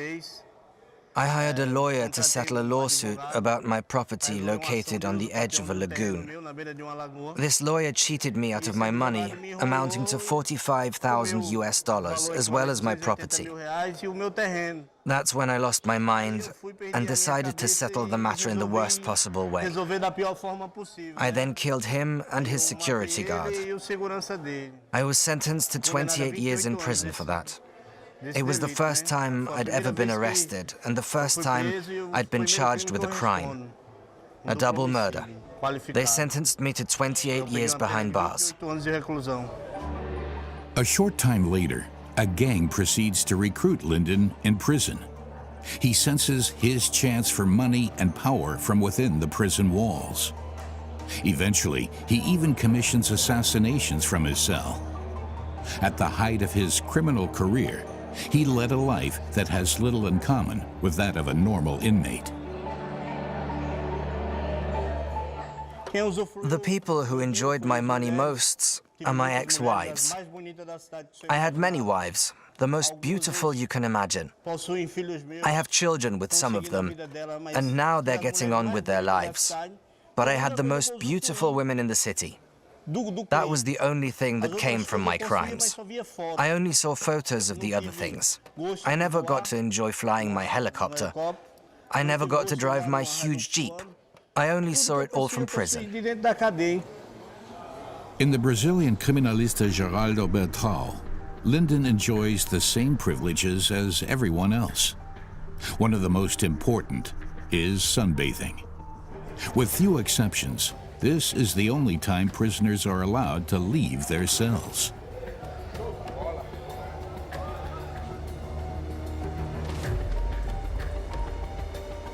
The procedure is always the same. Minimum contact, maximum control. To keep the warring gangs separated, guards only open certain cells at the same time for each courtyard corridor. When they leave the hallway, access to the corridor is sealed off. Inmates are not allowed out until the bell rings. The body search is carried out by visual inspection through the bars. As soon as everyone is outside, the guards close the entrance to the courtyard. What remains is a brief taste of freedom for roughly 15 minutes a day. Minutes in which the danger of prisoners exchanging weapons, cell phones, and drugs, and possibly smuggling them inside, is greater than ever. The courtyard rounds are carried out in rotating shifts. It is a constantly repeating cycle. Outside, the air and sand get hotter each time. Lyndon's group is the last to be allowed outside today. It is just before noon. The outside temperature is now 32 degrees Celsius.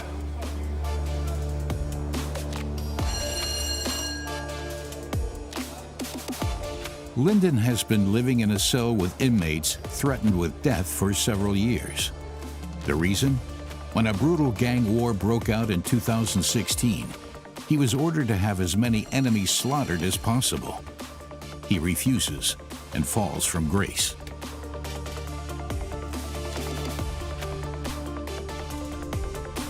At times, there is even a bounty on his head, over $150,000 US. There only has to be one of his enemies out here with him, and his death sentence would quickly be carried out. Maximum separation for a mere few minutes of direct sunlight. Harsh conditions at first glance, but it is the only way for the guards to keep the upper hand and ultimately protect the lives of the inmates. Unfortunately, I've had some tough times in prison. I got to know almost all the prisons in the Northeast. I was in Rio Grande do Norte and in Raimundo Noato Provisional Prison. I served time in Alcaçuz Prison, a maximum security prison. I've seen the inside of many of the prisons in the state of Paraíba. I've been in almost all of them, except for the prisons in the hinterland. Here in the capital, I know all of them. The national prison system is close to collapse everywhere, and many prisons are overcrowded. It's the same here. There's hardly any room to move around. There's different gangs, and the prisoners need to be protected from each other. The police and prison guards are forced to separate us. If you put 3 or 4 cells together here, there's real problems. Statistically, 1 in 260 Brazilians is serving prison time, often for robbery, drugs, and murder. The maximum security prison Criminalista Geraldo Beltrão is one of the oldest in the entire province of Paraíba. Since the 1940s, its security concept has proven itself to this day.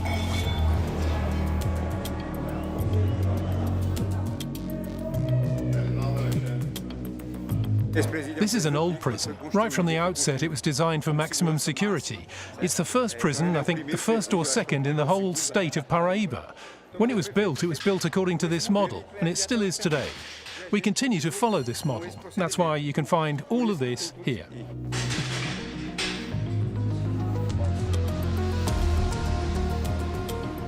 Shortly before 12, all the inmates are back in the cell wing. Apart from exceptional cases, they are locked away for the rest of the day.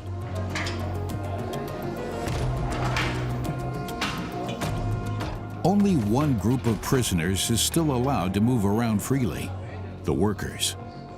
They're mainly cooks and kitchen assistants, responsible for preparing 3 meals a day. For 3 days' work, they receive 1 day's reduction in their sentence. The only condition is that none of them are members of any of the many gangs at the time. Junior has been the head chef here for 9 months. He left his gang when he was offered the job. The consequence, from that moment on, he is considered an enemy by the other inmates. When I was still in the pavilion, I thought the same thing. When I was in there with all the other gang members, I didn't like the kitchen staff either. I said this and that and spoke badly about them. But it really depends a lot on who behaves and how. Some get really angry with the workers in the kitchen. Some can't work here because they belong to a gang that's at war with another gang. They can't do anything about it, and that makes them even angrier.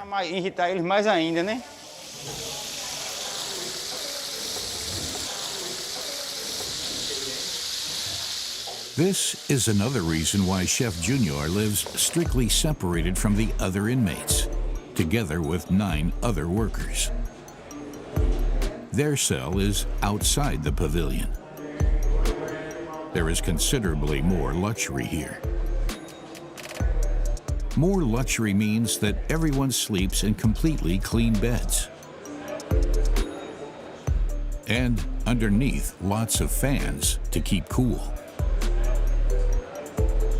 Last but not least, they have a continuous power supply for electrical appliances of all kinds, private television included.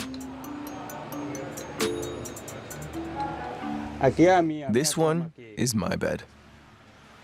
This is also where my mother comes to visit me.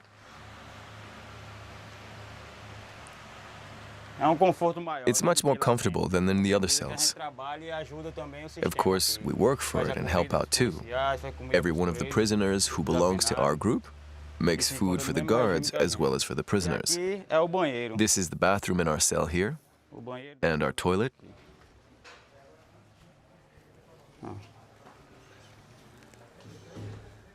The bathroom here is cleaner than in the other areas.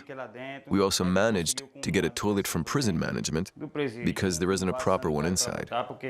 The conditions there are even more difficult than here.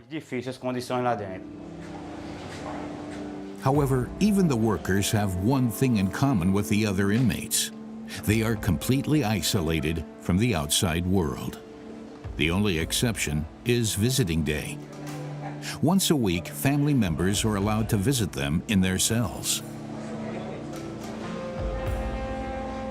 Like David, who was convicted of murder and other crimes. Even more important to him than the kitchen job is the chance to see his family from time to time, especially his mother. My family supports me. My wife, my mother, my daughter. That helps me. It makes me realize I've made a big mistake. I'm paying for what I did wrong. But it's tough being in a place like this, far away from my family. God only knows what we're going through. I think about my family every day. There isn't a day when I don't think about them.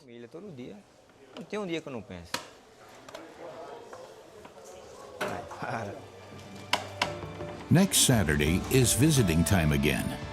More than anything else, David hopes that his mother will manage to make it. Until then, it means working 11 hours a day, 7 days a week. His immediate reality is that a good 200 meals must get ready by 12 noon.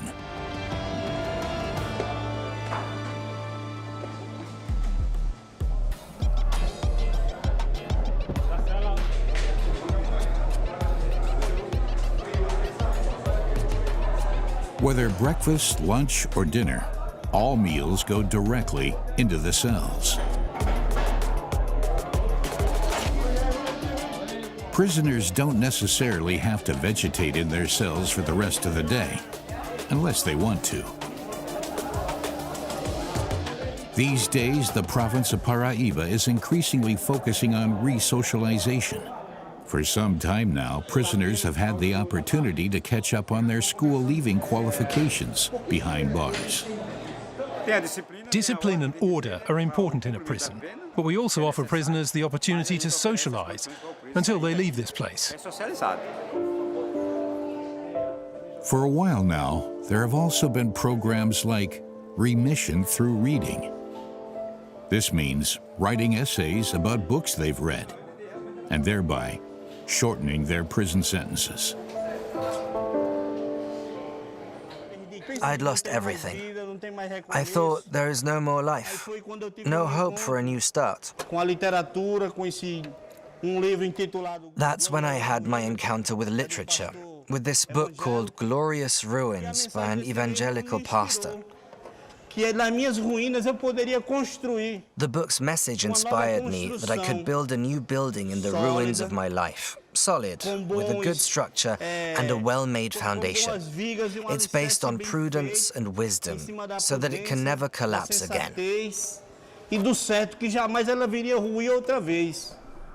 Thanks to the education program, inmates like Lyndon are now even writing their own books. With classes twice a week, they are also completing their university degrees behind bars. However, not today. The maximum security prison Criminalista Geraldo Beltrão is still in the early stages of its re-socialization program. Other prisons in the region are already further along with the program, like Santa Rita, on the edge of the metropolitan area. It's a medium security prison with just under 400 inmates. New arrivals are almost the order of the day here. Each of them first goes through the standard admission procedure.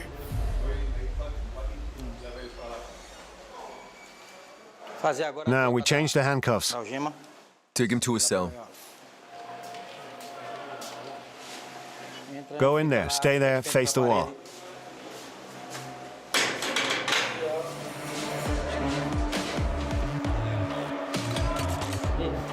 Then, all personal details are recorded.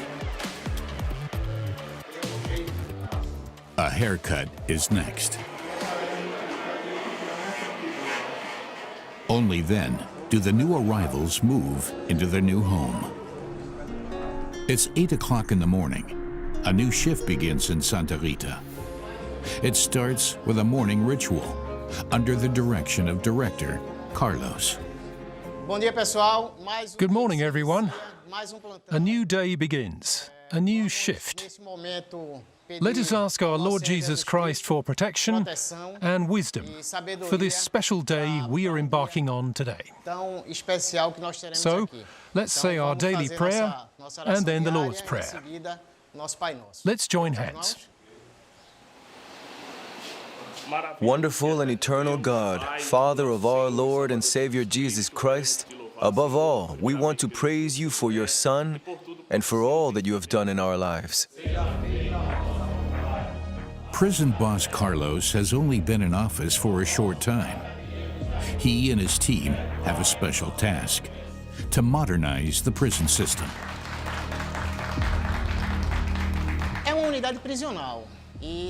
We are a prison. We try our best to give prisoners opportunities to return to society in a more dignified way and under better conditions. There are almost 400 prisoners in our facility right now. We're dealing with people who have committed some kind of crime. That's why they're imprisoned here. And we know how difficult imprisonment is, and we deal with it directly. First thing in the morning, Director Carlos and his deputies personally check the security situation. Most of the inmates are only serving time for moderate offenses, such as robbery or drug dealing, but many of them are not in prison for the first time. Accordingly, there are also numerous gang members and convicted murderers among the inmates.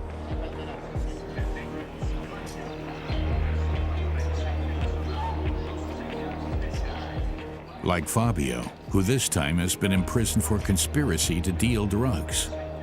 His path to crime began in his youth with a stroke of fate. I got involved in the criminal world after my sister was killed. They shot her twice. Then she was in a coma for 4 months. I was so incredibly angry. I wanted to take revenge on the person who took my sister's life. My anger became more and more extreme. It got worse and worse. I then hooked up with the old Okaya gang, which is now called Red Command. I got my revenge. I then committed one crime after another, out of a thirst for revenge. That's why I was in prison at the end of my youth. After a gang helped me, I owed them a favor for everything else they were up to.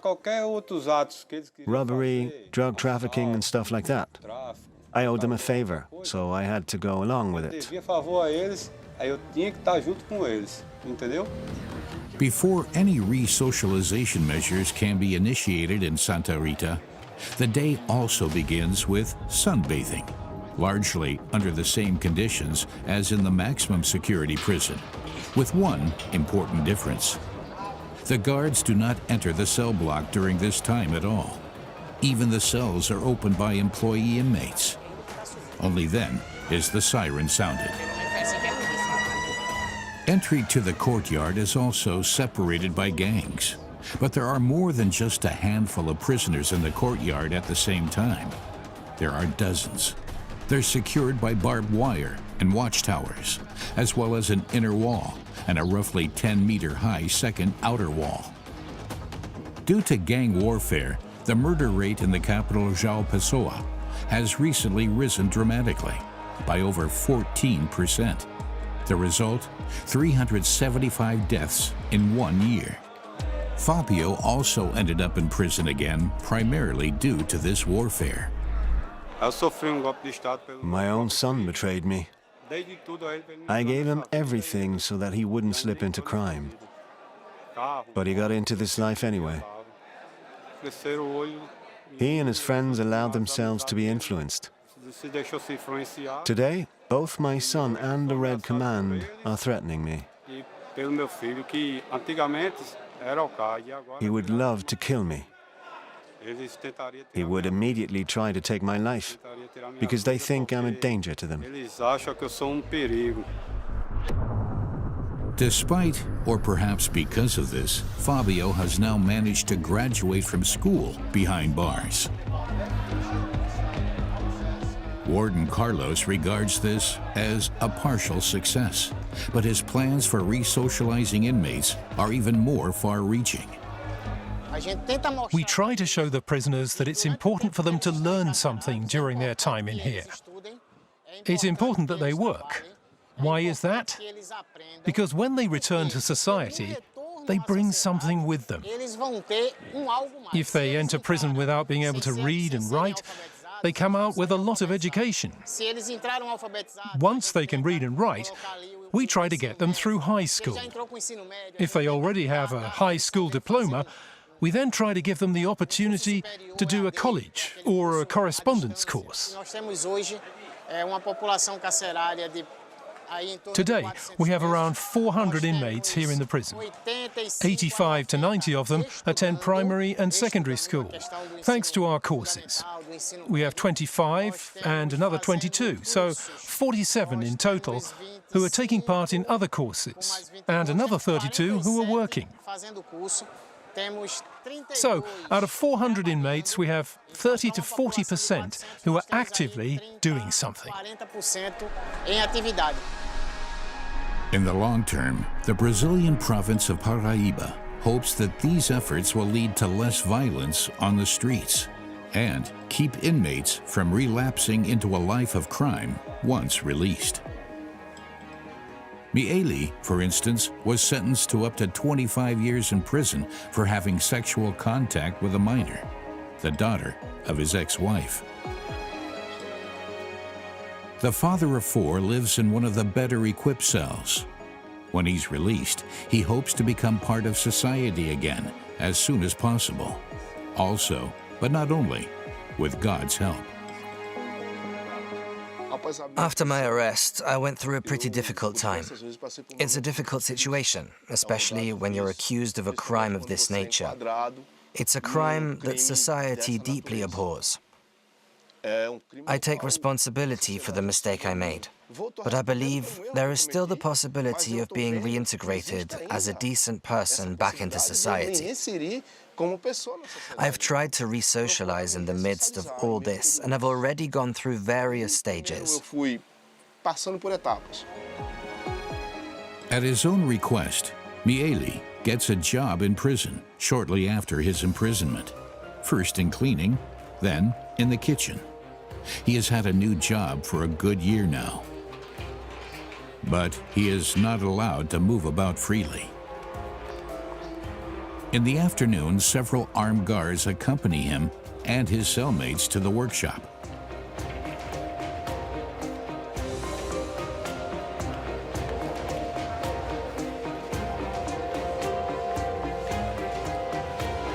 They produce brooms there, up to 100 a day.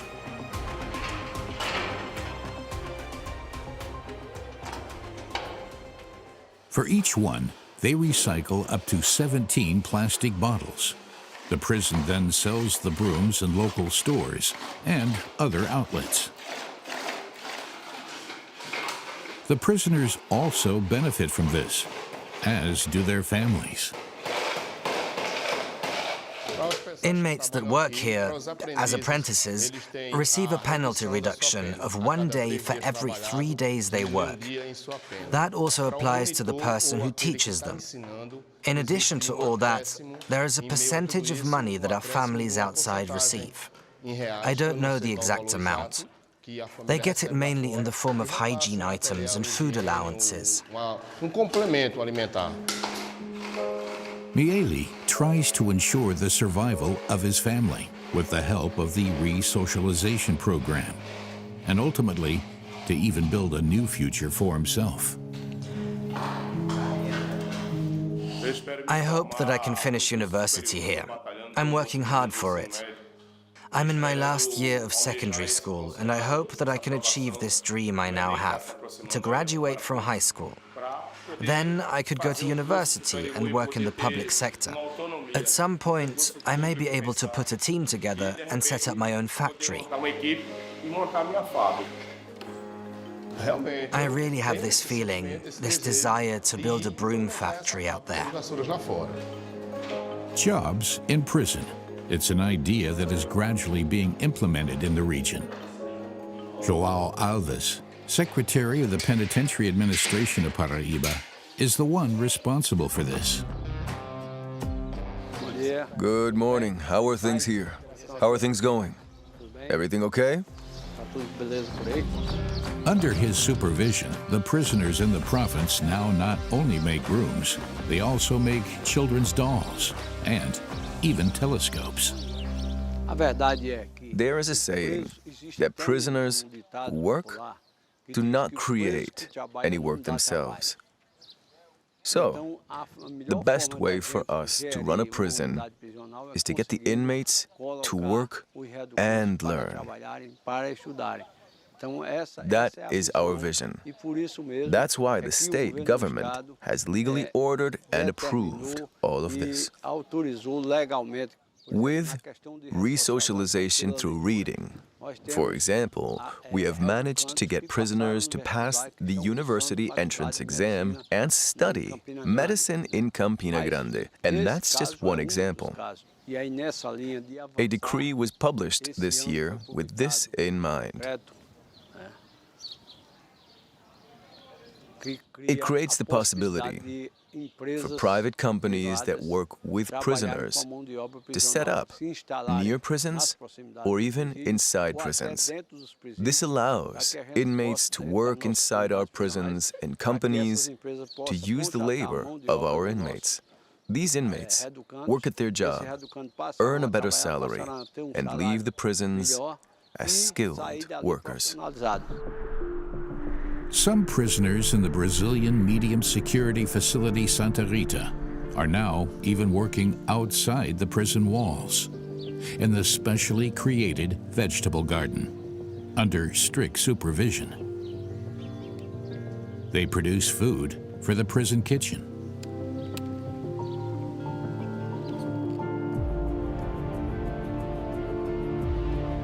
The workers hope their engagement will also help them to be less stigmatized by the community and free themselves from the label of being, as they say, the dregs of society.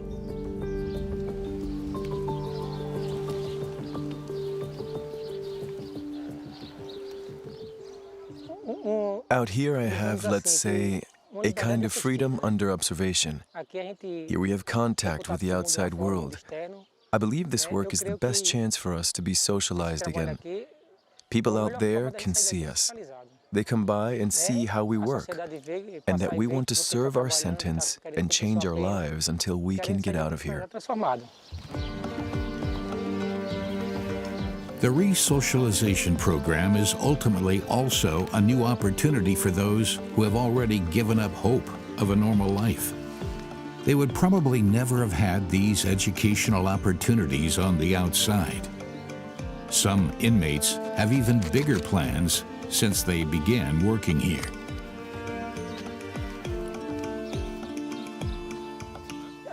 I'm also taking part in a course for self-employed small business owners. There's a program like that here. I plan to finish college and prison soon. I want to go to university, by correspondence course, and then study exactly what I'm currently doing here, agricultural sciences. These are the opportunities that education offers me here. I can change my life, learn more every day, and leave here a better person. The cultivation program is set to grow further in the future. It is already making a small contribution to improving the lives of prisoners, for the budding gardeners outside, and for everyone else inside in the prison kitchen. Prisoners use these and other vegetables to cook around 1,200 meals a day here. Despite all the rehabilitation measures, there is one thing prisoners cannot change: their past. Much of their former life will continue to haunt them for the rest of their lives. For Fabio, it's an awakening.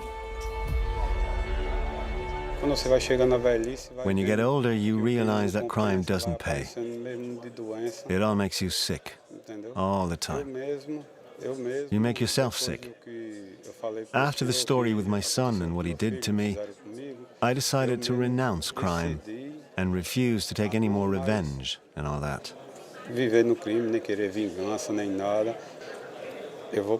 I'm going far away from here, from this city. I have to. If I stay here, they'll kill me. Me and the rest of my family, my wife. We're already planning for it. She's planning to buy a house somewhere else, maybe in another state where I have more family. Then I will restart my life far away from here. It would never be possible here. What remains is at least the hope that the rehabilitation program brings, whether here or in the Geraldo maximum security prison.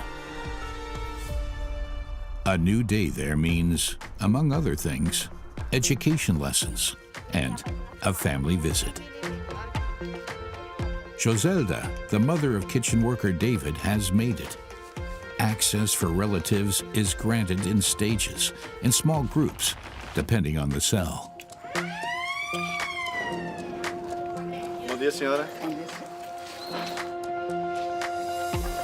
Beforehand, guards search everything the visitors have with them, down to the smallest detail, even the food. It's a time-consuming process.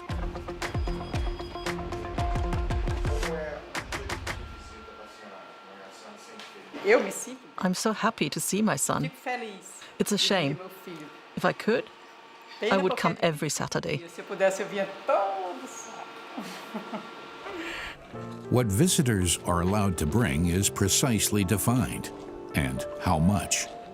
For instance, 500 grams of milk, a pack of cigarettes, and a single bar of soap, among other things.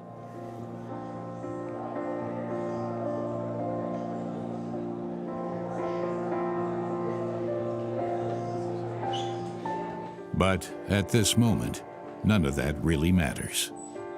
David, above all, is anxious to hear how his wife and daughter are doing.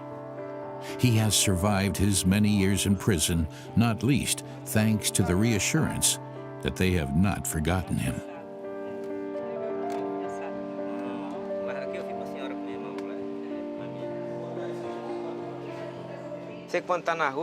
When you're on the streets, you have a lot of friends.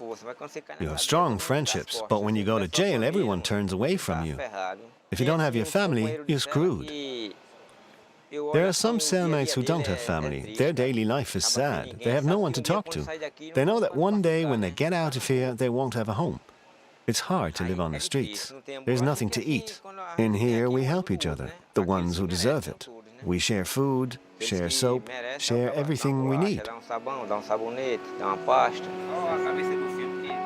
David has been behind bars for 14 years, a life that began almost at the same time as the birth of his daughter. He hopes to soon see her again, in freedom, together with the whole family. What goes through my mind is just how much I miss him. Do you understand? Just how much I miss him. That's it. The time with him, that's what I need. He's so close to me at this moment. I just don't have the words.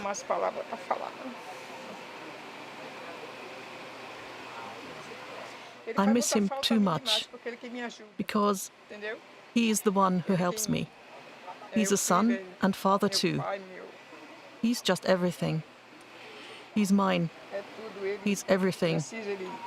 And I need him. I miss him so much. I miss everything.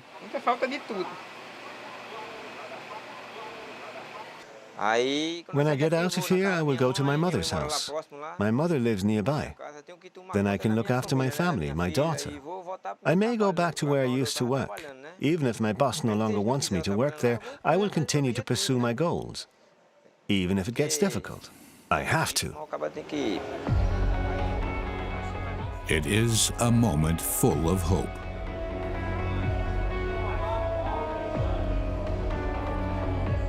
Just like in the cells next door. Several prisoners prepare for class. It's a delicate situation because it is the only one in which inmates from different groups come into direct contact with each other. Lyndon is among them.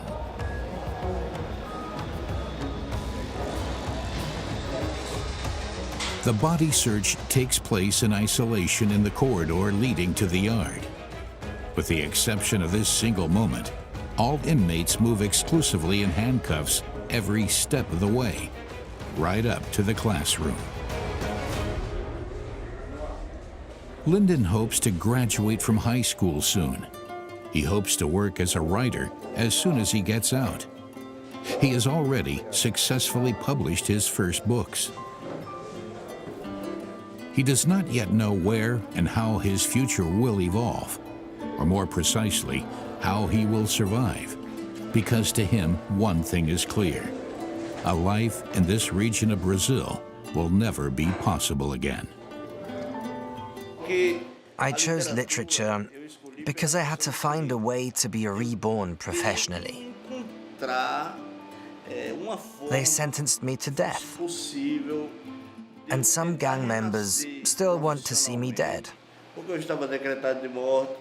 Maybe not all of them, but some of my old allies for sure. That means I can no longer have a job where they can identify me and kill me. Nowadays, even armored vehicles no longer guarantee security, as you can see in Rio de Janeiro. Even people in armored cars are being murdered.